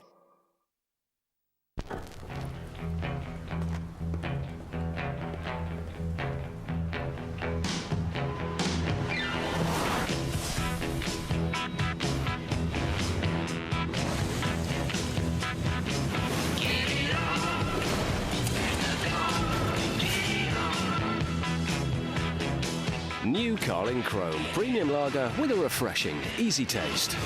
Carling Chrome. Refreshment refined. Ian Reid wrote on our Facebook wall, "Can't wait to see some beauties at Cheltenham Ladies' Day." Well, we hear you, Ian, and we're going to make Ladies' Day even more exciting by sending in some beautiful transgendered ladies. Spot the stallions from the mares. Here we go. Woman. Oh, definitely a woman. Man, woman, dog, I mean the man, and that's, well, good luck with that, Ian. And remember, all the runners, all the riders right in the palm of your hand with Paddy Power Mobile. We hear you, Ian Reid.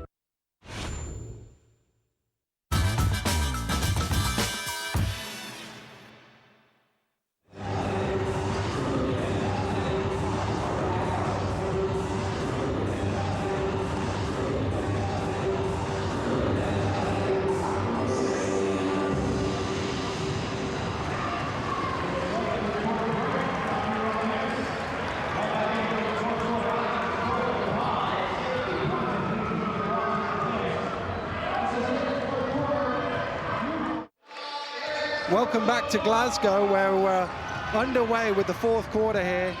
And what a thrilling finish to the third. Jets shooting 50% from the three-point line. O'Reilly 3 of 5. And Brown also shooting really well from behind the arc. Those two really doing the damage. That third quarter, the Rocks outscored 28 points to 17. And the momentum now with Cheshire, can they keep it up though? They've been playing so well, they've brought that energy. And Adam Brown now with the ball right now has looked more confident, gearing them up. Rocks having to step up their defense here in this fourth. O'Reilly to Shaw to the hole, could have given his side the lead, but couldn't convert. Hopper. Green bounces it down to Cranston, back in the game on 4 fouls, and O'Reilly just a little too aggressive out there. Bit of a gamble here from Sterling Davis, throwing the big fella out there. Well, that's where you have to say to him, use your intelligence. Look at that. You know, every experience that you've got so far, remember, don't pick up a cheap 5th foul. But they know that they need him out there. Oh, halfway in for Gareth Murray, and it came back out. And I just wondered as Cranston would set the screen there whether he was leaning a bit into that. But referees let it play. Schneck. Cole now. O'Reilly penetrates in out to Brown. Brown into the lane, and there's a foul called. It's on Green, and that basket will count. You see, Cranston had to jump out of the way. So Green must have just got a little hand check in there. Yeah, and again, just a little teardrop there coming through the lane where you can't be aggressive if you're DeAndre Cranston. You have to take that step back now. That's when teams just can take advantage. Cheshire will continue to do that. That's going to be a real weakness. The Rocks will have to try and cover for that in this fourth. Couldn't quite convert the three-point play, but he has given the Jets the lead, 62-60 here. Just a minute into this fourth quarter, and this looked a very unlikely scenario, what, 8 or 10 minutes ago as the Rocks turned it over again. We couldn't have seen that kind of pass in the first half when things were going so well for Glasgow, but you know, again, when you get that big lead, do you switch off mentally? Do you think maybe we've won this game? We have, you know, it's a 40-minute game. Coaches keep hammering it home. Do players always hear it? Well, not always. Travel, I think, yeah. Bill Cole turning the corner didn't get the ball down in time and is whistled for the walk. I know that before the game I was talking to one of the Rocks officials and telling me that a few weeks ago their women's team won the Scottish Cup, and they've been flaunting their medals around to challenge this men's team to get even better. And tonight I can see a few of them in the crowd. They're probably going to be looking and feeling a little bit smug. Nice pass, and Green cutting back door, Wedemeyer with the assist. That's more what they need to do. That's the kind of execution, smart passing through the middle that they showed in that first half there. Green, can he step up and show that scoring? We know what an explosive player that he can be. Cole bounces it off, and he's caught there by Murray Shaw as he went to the basket, and he will go to the line for a bonus as Murray just got a little piece on the arm, and he can stretch the lead. Only the second foul of the game on Murray. He can stretch the lead out to 3. Very indignant. Never saw a foul on him that he liked, I'm sure, like all of us as players.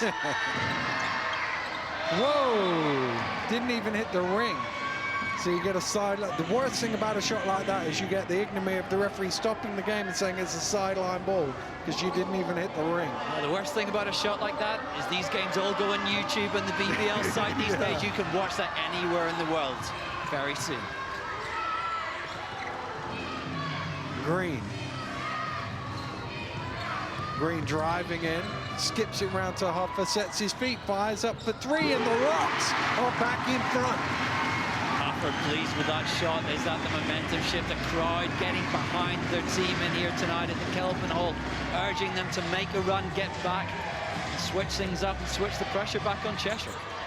Brown with the head fake gets Green in the air, and Green tried to step out of the way, but Brown had gone in that direction and the foul was called. Yeah, little that you can do about that, but you know, we've seen there with Green, he's been an offensive presence, but also a defensive presence. It's a 4th foul as well now on Michael Green, which is as much as a blow.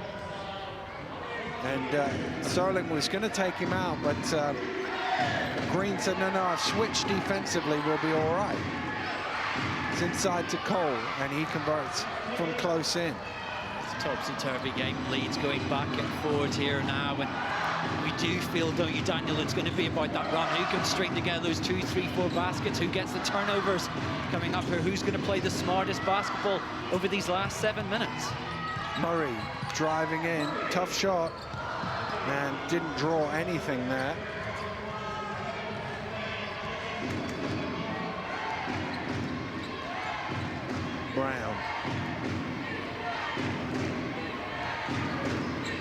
Brown round the screen, still going, kicks it out. Shaw with the jump shot, just wanted to show that he can knock down shots from distance. Green, Rocks trailing this one by 3. Wedemeyer has it now. Murray spinning into trouble, stolen away by Cole, kicked out forward to Brown. He has Shaw with him, might not need him, doesn't need him, goes off the glass for 2, and Sterling Davis forced into a timeout here. 6:19 to go in the ball game, his side down 5. Yeah, absolutely. He doesn't like what he sees out there, and we saw a classic example that the other end there, Gareth Murray going into traffic, couldn't find a way, a bad decision, and he's only had 2 points in this game against his former team, 1 of 5 shooting there, and John Lavery's team, obviously they know how he plays, but hasn't taken good decisions and hasn't really contributed in too many games of late, that the Scotland captain just hasn't really come in there and focused and provided that scoring punch. But we see there, though, John Lavery, those defensive schemes they've drawn up in this second half have done a good job. The Rocks have too often, I think, taken those bad decisions and not found those good shots and good breaks they were getting early on. And conversely, the Jets here, we said at halftime they're going to need to shoot the ball a lot better in the second half, and they certainly have. They haven't missed a trick here in this second half. No, they haven't. But again, sometimes that's just streaks. Sometimes you make one, it's easier to make 2. You know, if your shooters, by their very nature, tend to be a bit streaky here, but they have got better shots, and a lot of that has just been ball movement and taking more sensible approaches offensively.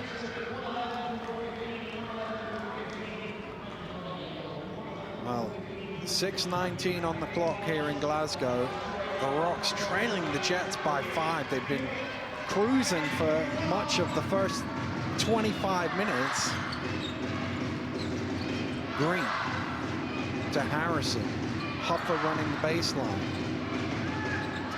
He has to come all the way up top to get it. Huffer, tough shot. Good rebound from Cranston, got to go up quick. And he's fouled by Cole.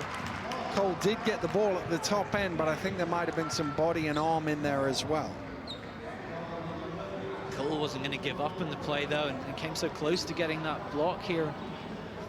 Cheshire fighting for this. They're in that 8th spot at the moment. They want to try and get these kind of wins on the road. And Glasgow is a team, I'm sure, that they feel that they're capable of beating. And can they finish it off here? They've come back so well. A lot is going to be in the hands of DeAndre Cranston there. Can he bring that same kind of fight that he brought early on and be that defensive and offensive presence?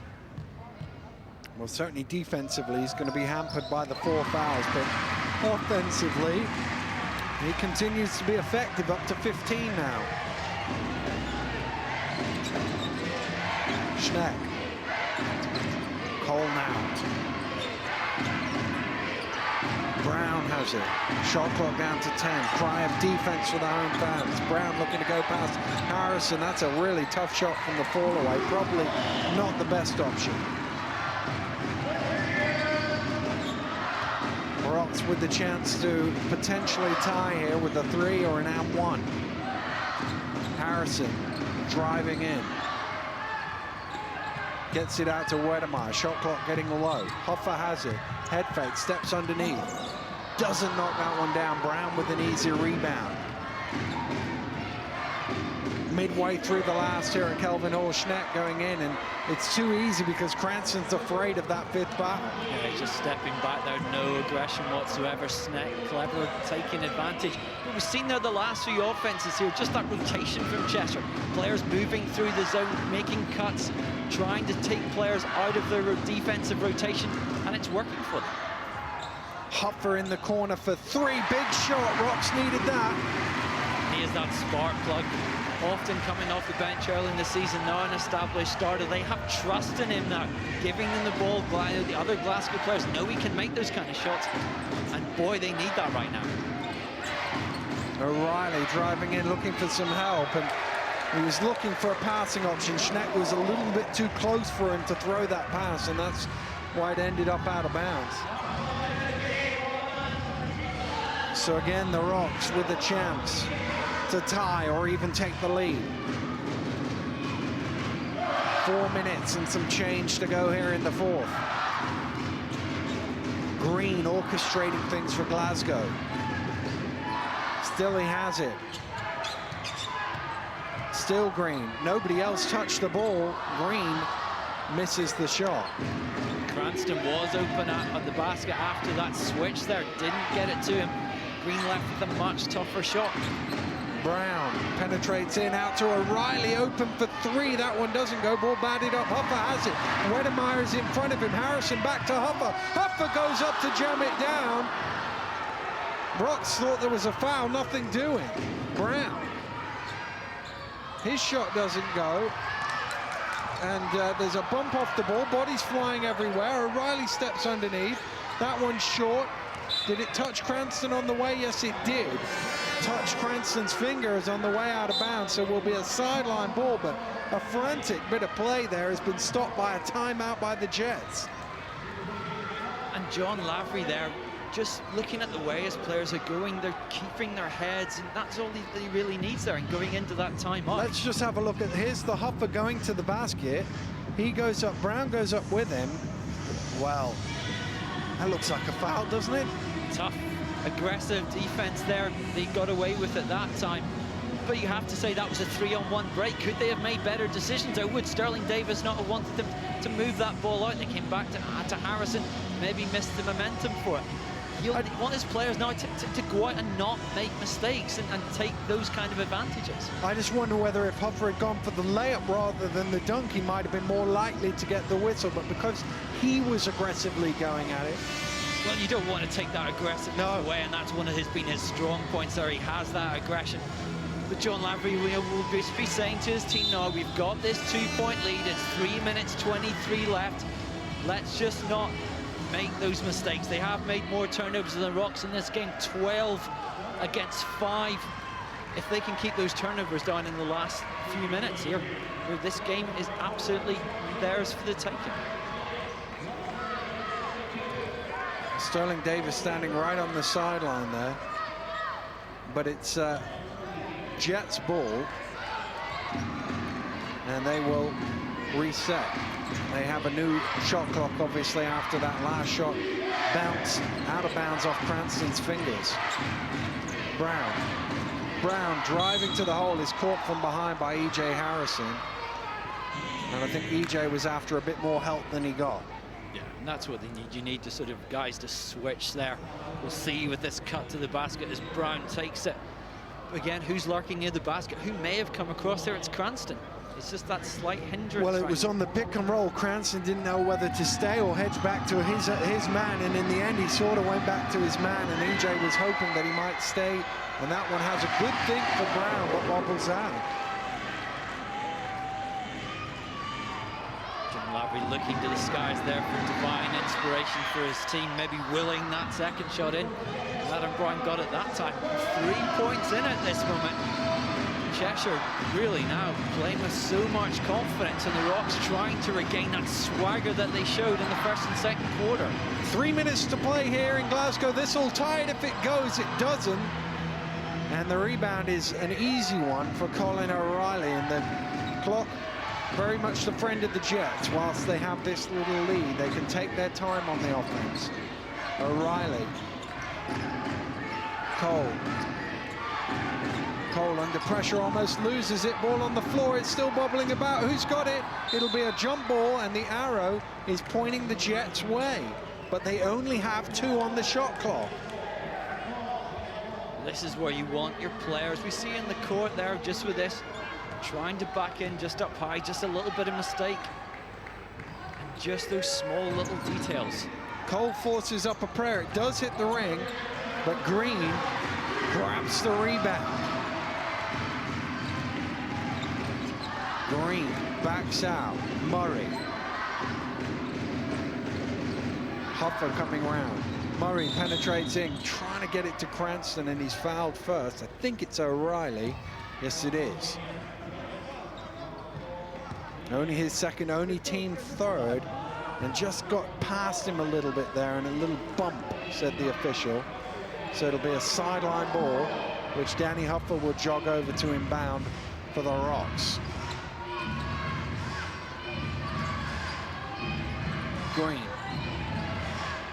Green fires up halfway in for Michael Green, and still they can't tie the game with 2 minutes to play. No, and these have all been long-range shots we've seen in the past couple of minutes. They're really, now you want them just to make good shots, not the desperate ones. We know Green can make them, but can you get a better option? Brown with the jump shot, trying to be tipped in by Shaw. It didn't quite go. Murray just keeps it in bounds. Huffer has it. And Michael Green looks back at his coach, who's calling a play. It's Green to go. They flattened it out. Do what you want. Takes it inside. He's fouled with that count. No, it's on the floor. The Rocks thought it was a basket. Davis thought it was a basket, but the referee said the foul was on the ground first. Good call by the officials there. You can understand Davis's frustration there. Here we'll see it again. Came across.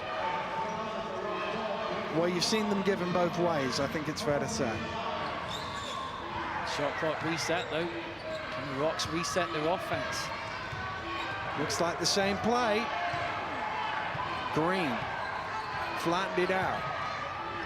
Steps back, fires up for 3. No, Cranston will get there first. Harrison has it. Harrison penetrates in. Murray now to tie the game. Yes, he hits! Gareth Murray from behind the arc with 1:07 on the clock has tied the game at 73. The Jets have called a timeout. It's so loud in here that the refs couldn't hear the buzzer sound. God, many times have we seen that from Gareth Murray in his BBL career. He's had just 2 points up to this point, but he is a big game, late game player there. Stepped out against his former team. There, look at that. The dagger, the assassin, 3 points, game tied. Makes it very interesting with 67 seconds left on the clock. Well, there's a pause in the action here, so we'll take a break too. We'll be right back after this.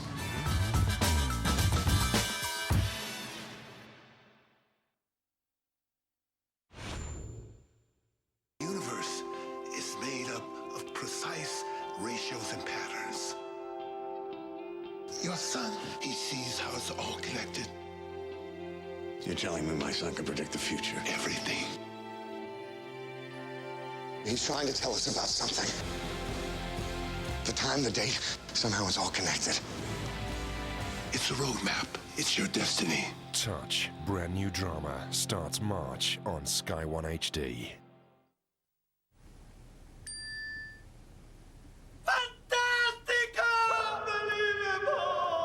Free bets! Not at all, there's nothing going on down here. Apart from this fellow. Look at this! Fantastico! Unbelievable! That's what I meant! Bet anywhere with Ladbrokes Mobile. Bet £10 and get £30 of free bets. Ladbrokes! Game on! Sainsbury's car insurance can make the cost of ferrying your kids around a bit more bearable. We'll give you free breakdown cover. Up to 15% off your policy for Nectar cardholders. And double Nectar points on Sainsbury's shopping for 2 years. That gives you a great deal to think about while you're waiting. Call 0800 092 9858 or search for Sainsbury's car insurance.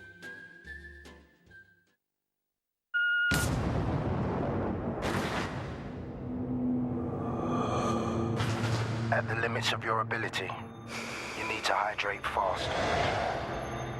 You need to replace the electrolytes you lose in sweat. An isotonic performance fuel to take you faster, stronger, for longer. Lucozade Sport. Sky's Online Casino brings you a great range of online casino games with a completely free £10 bonus to new players to play on big-name games such as Deal or No Deal, Roulette, and Real King. And favourite games like Blackjack, with versions including low stakes, high stakes, or 5-hand blackjack. And a jackpot slots game that's reached £2.6 million. Claim your £10 free now at Sky's Online Casino, skyvegas.com. Our customers love Wonga.com's cash loans because using our online sliders, you can decide how much to borrow and when to pay it back. Sliders! That's how we roll here. At Wonga.com, we make decisions online, so money could be in your account in 15 minutes. We're fast here. Boom. Cash loans you control. Wonga.com. Straight talking money.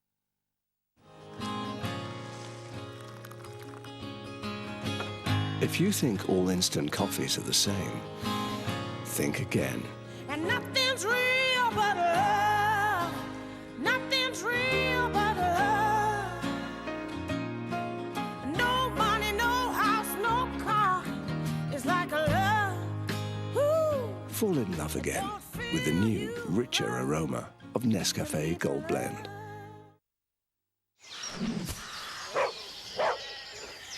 I think we've got another one of those townies, Jess. We've one of those crunchy Nature Valley bars. Oh. New Nature Valley Oats and Chocolate Crunchy Cereal Bars. Deliciously crunchy, just got deliciously chocolatey too. Come on, then. Time to get you back to the rodent race. Discover Oats and Chocolate Crunchy Cereal Bars from Nature Valley.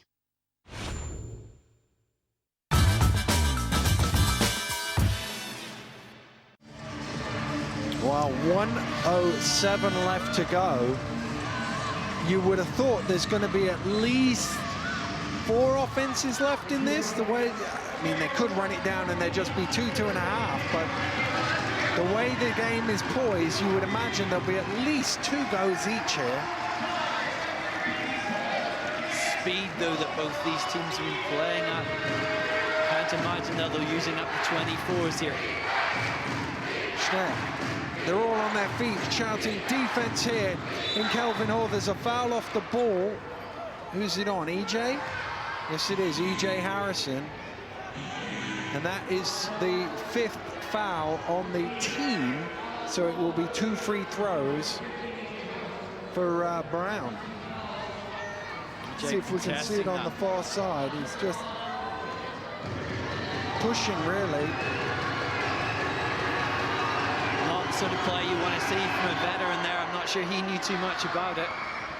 But Brown profiting there from the foul line.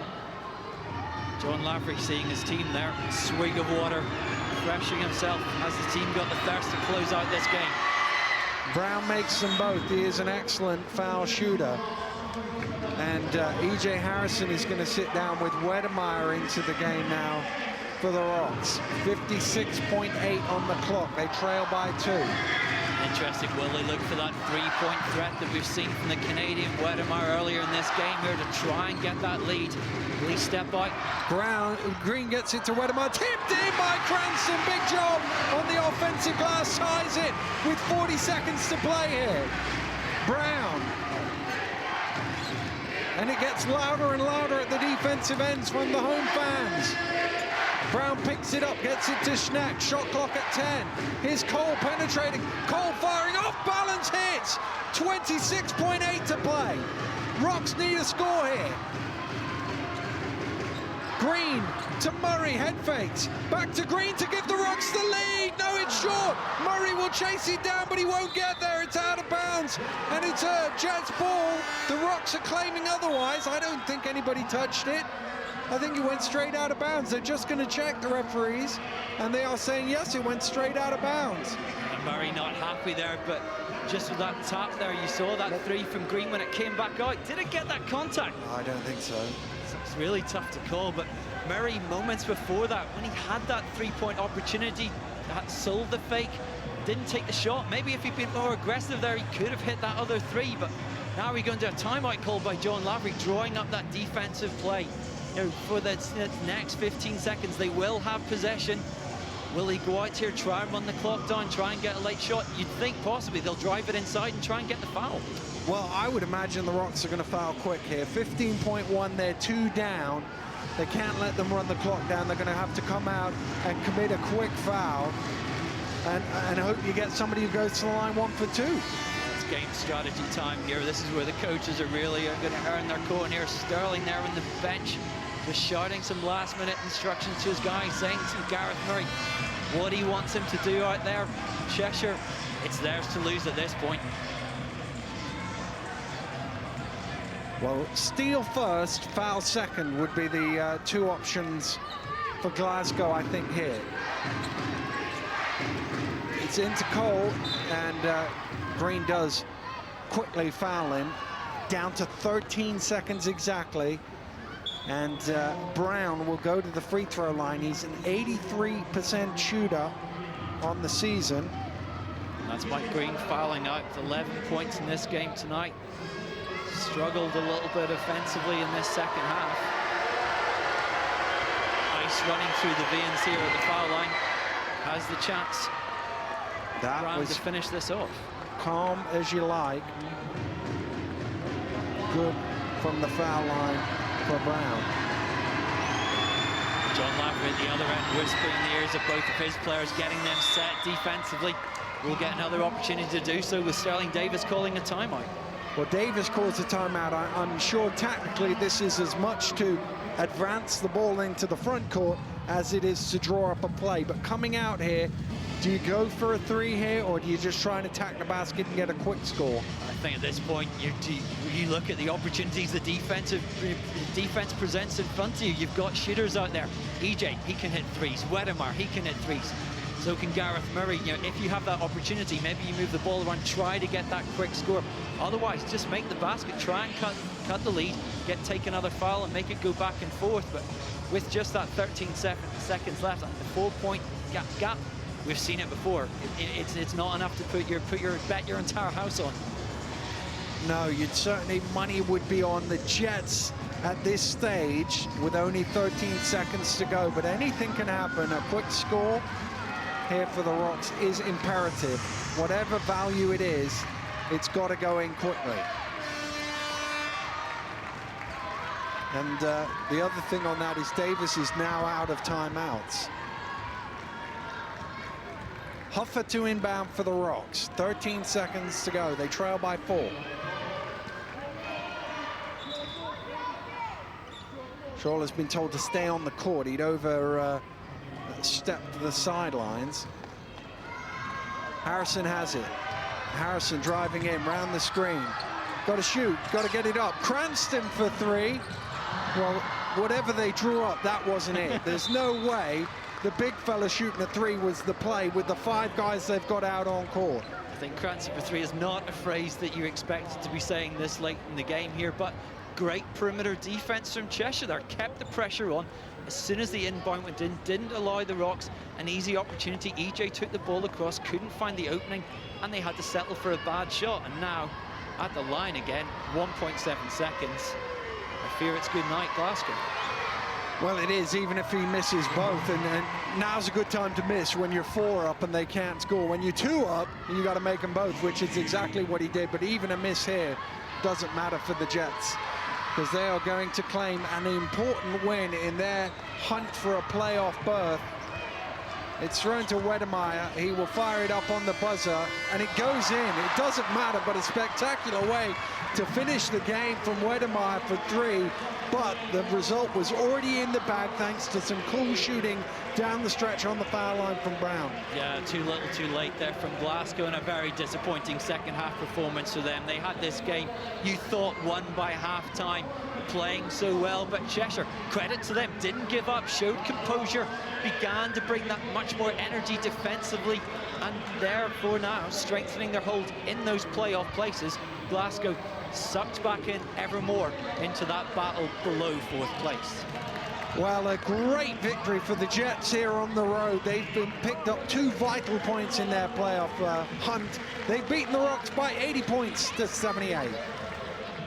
Well, Sterling, was that one that got away from you there today? That's an understatement, really. You know, I mean, I look up at one point, we have 16 points in the third, and then by the time the third is over, it's a tie ball game.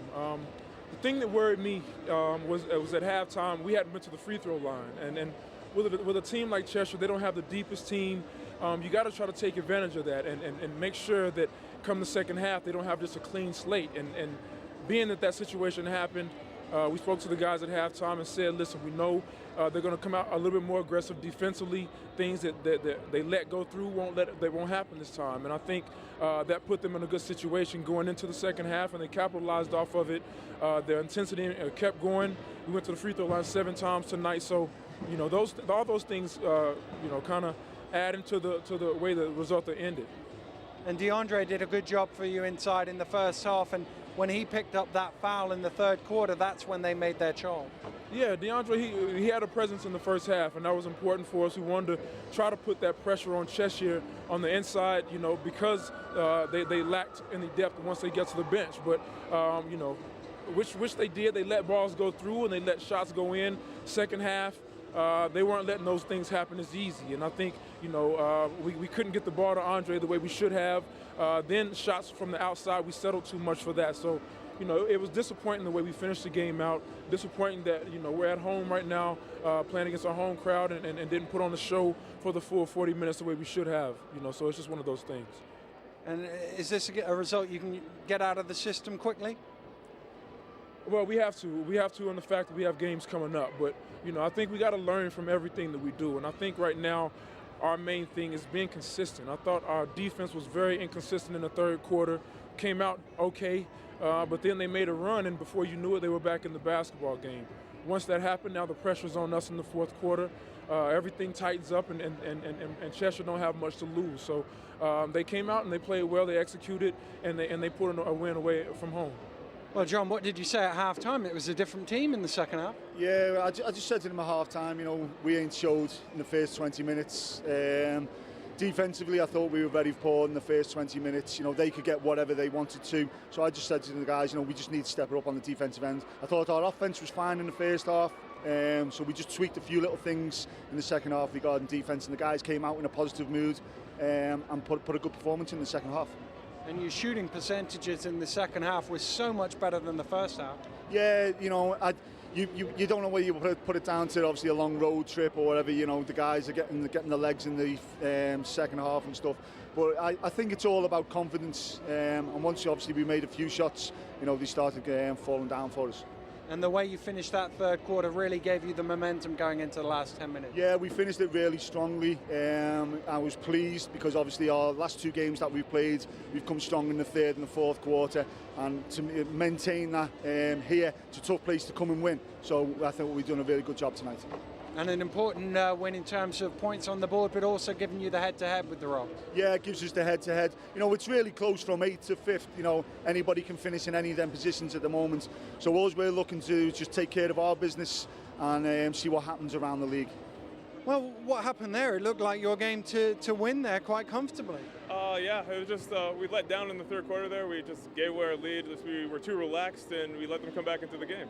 So they made us pay for what we did in that quarter, and that's what happens. You end up with the L after something like that. Do you think you just got a little comfortable? You saw the big lead and thought it was going to be easy from there? Yeah, I guess we kind of lulled into a sleep and we got really comfortable in what we were doing. And then as soon as shots stopped falling, it just turned ugly. So hopefully next time we can get them, because that was the second time in a row they've been able to squeak one out on us. And DeAndre picking up that 4th foul was a big blow for you guys inside. Yeah, it really is, because he's we rely on him a lot for our defensive boards and our shot blocking presence. Because outside of that, our team's not that tall of a team, so without him, it gets very difficult in there. And you guys shot the ball so well in the first half, and then suddenly it deserted you in the fourth quarter. Yeah, I don't know what really happened. That's how the game works. Sometimes it's falling, sometimes it's not. And you just have to write this down as one of those games that just somehow got away. Yep, that's just the way the story goes, I guess. Well, that was a tremendous victory. It didn't look very likely with about 15 minutes to go. Yeah, we know we came out sluggish in the first half, but Coach really got into us the second and halftime, and we came out. We just came together, the whole team, and put together a good win at the end. And then the end of the third quarter, how important was the momentum of those 2 3-pointers? Oh, it was huge. It gave our team a good lift emotionally because our legs were kind of dread from the trip, but it gave us a big boost. Well, an amazing game of basketball there. Looked for all the world like the Rocks were going to win here in Glasgow, but somehow they let this game get away from them in the third quarter, Mark. Well, it looked dead and buried, didn't it, at halftime, Daniel, when they were leading by such a huge margin. But suddenly, the shots began to fall from Cheshire, and little by little cutting back into that lead, and just mistakes and turnovers in the Rocks, little things that went wrong here. We see just this break. Sometimes you just have to keep hustling and keep fighting, and that's what Cheshire did tonight, coming from that 17, 19 points down. And a big 3 there from Keith Page. Who saw that coming? This spot was fruitful for them. You see Page and then Brown and now O'Reilly. This was the one that tied the game at the end of the third quarter. Yeah, it was absolutely in a money spot for both of them there, and just making big shots. We didn't get enough of them, but I think from Glasgow, Gareth Murray there, only his 2nd basket of the game, and Cheshire kept hustling the Rocks. Bad shots, couldn't make the plays when it counted, and down the end, just those 1 or 2 points was what cost them. Well, Murray really frustrated at the end there. He thought that might have got a deflection out of bounds, but I think more so than anything else, Murray was very frustrated with his Rocks team that somehow they'd managed to let this game get away, and really Sterling Davis will be livid. This is 2 points just given away. Yeah, absolutely, and he will not be happy with the way that his team executed in this game. It all looked so good, even in that early in that third quarter, that 11-2 run they had early on. They were playing well, Daniel, and suddenly just the breaks didn't go their way. The heads went down, the execution just faltered, and that's a game they should never have lost. And in such a tight playoff race, you do not want to give up games, especially at home. Got to give some credit to Cheshire, though. They just kept on, hung around, and then suddenly found their form in that third quarter, rode it all the way to the end. Yeah, absolutely, and you have to credit, I think, especially Adam Brown there. We question in that first half his leadership, the fact they want him to be that playmaker, to be consistent on a weekly basis, and he made them tick. But defensively, they stepped it up. I mean, these are 2 pretty good defensive teams, Daniel, and that just, I think, the intensity they brought there, the momentum shift, the fact that they didn't give up when everything looked to be going against them. A great performance from them on the road, and John Lavery will be very, very happy tonight with that performance. Certainly will. Phenomenal win for the Jets. Well, a great game here in Glasgow. Let's take a look at some of the other action from around the BBL. Two of the fiercest rivals in the BBL met for the 5th time this season as Milton Keynes played host to Leicester without coach Rob Paternostro. The visitors off to a fine start with dunks from Drew Sullivan and Aaron Hardy helping them to an 8-2 lead. Lions, though, hit back to level the match, and a Steph Gill triple gave MK their first lead of the game. From there, the Lions would hold on to the lead for almost 20 minutes. A high-scoring opening period was ended by Cam Rundle's triple on the buzzer to make it 29-27. Carl Josie hit from behind the arc as the Lions netted 7 of the first 9 points in the second to lead by 7, and they kept that sort of margin for most of the quarter. Riders, though, posted an 11-4 run to close the gap to 2 late on, but the Lions headed into the locker room with a 56-51 advantage. Leicester led briefly in the third, but they were struggling to control Demarius Bowles, and he ensured Milton Keynes had the lion's share of the lead in the third period as well. Rundles hit 7 points and Brad Wisbicki another 4, as Leicester posted 13 consecutive points around the final break to lead 82-75 early in the fourth. But the imperious Bowles ensured that was a short-lived lead. He bagged 10 in a 14-4 burst, which had the Lions back in front at 89-86. A Steph Gill triple and a couple of Bolts freebies had the Lions 96-93 ahead heading into the final minute, but Rundles connected from behind the arc to level the game, and then the Riders guard hit from downtown with 4.7 seconds remaining to give Leicester the victory. Final score, Milton Keynes Lions 96, Leicester Riders 99. Here's a roundup of all the results from this weekend. Plymouth won by 10 on the road to Mersey. Newcastle were comfortable over Durham, whilst the Sharks beat Guildford 87-78 in Sheffield. 2 late threes from Cam Rundles gave Leicester a 99-96 win in Milton Keynes. One game on Saturday, and despite over 70 points in 2 days from Demarius Bowles, the Lions lost the second game of the weekend, going down 94-86 at Worcester. And in our main game, a thriller saw the Jets win by 2. A quick glance at the table before we go. Just one minor change from the top of the show. Cheshire moved within 2 points of Milton Keynes in 7th, whilst Glasgow's lead over Sheffield looks a little more precarious. Great game here in Glasgow. Our coverage continues next week. We'll be travelling back down to Durham, where they'll be taking on the Mersey Tigers. That's Durham Wildcats versus Mersey Tigers, Tuesday, 28th of February, Sky Sports 3 at 8 p.m. Thanks for joining us. We'll see you next week. Goodbye.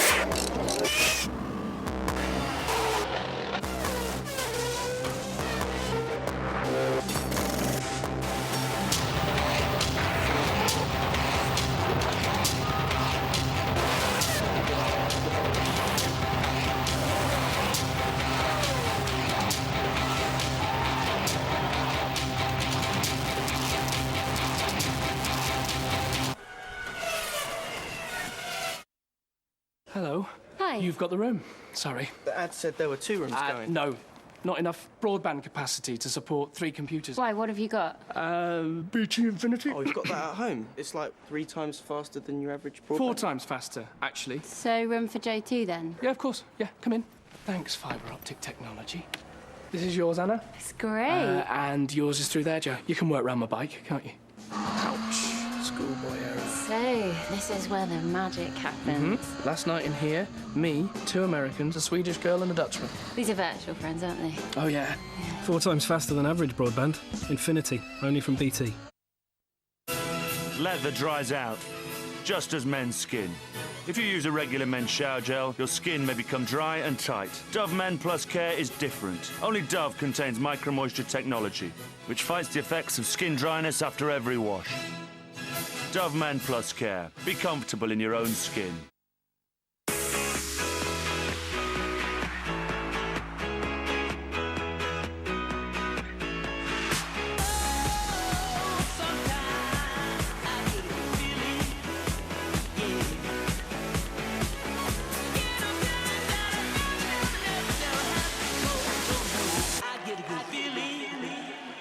There's no feeling like going all-inclusive. That's why all our holidays are going all-inclusive. With Sky Movies, you get more. Let's go. More brand new movies every week. Well, thank you. More ways to watch them. You decide. And more chances to watch them. That's gonna be one hell of a ride, Staff Sergeant. Whenever and wherever you are. In the UK and Ireland. And I know just where to get them. Are you ready? No one brings you movies like Sky Movies. In the near future, time is money. 4 minutes for a cup of coffee? If you had as much time as I have, what would you do with it? Sure as hell wouldn't waste it. But one man will fight to change everything. Get on to skysports.com/intime and enter our prediction competition to be in with a chance to win a VIP trip to New York. Make sure you're in time. The competition ends this Saturday at 4:30. In time on Triple Play and DVD February 27th. Over the last year, 500,000 Britons suddenly just upped sticks and decided to move somewhere new. LV. And they all probably moved their car insurance for the same reason. The price, right? Fact is, our no-claims discount can reach a whopping 75% off. Over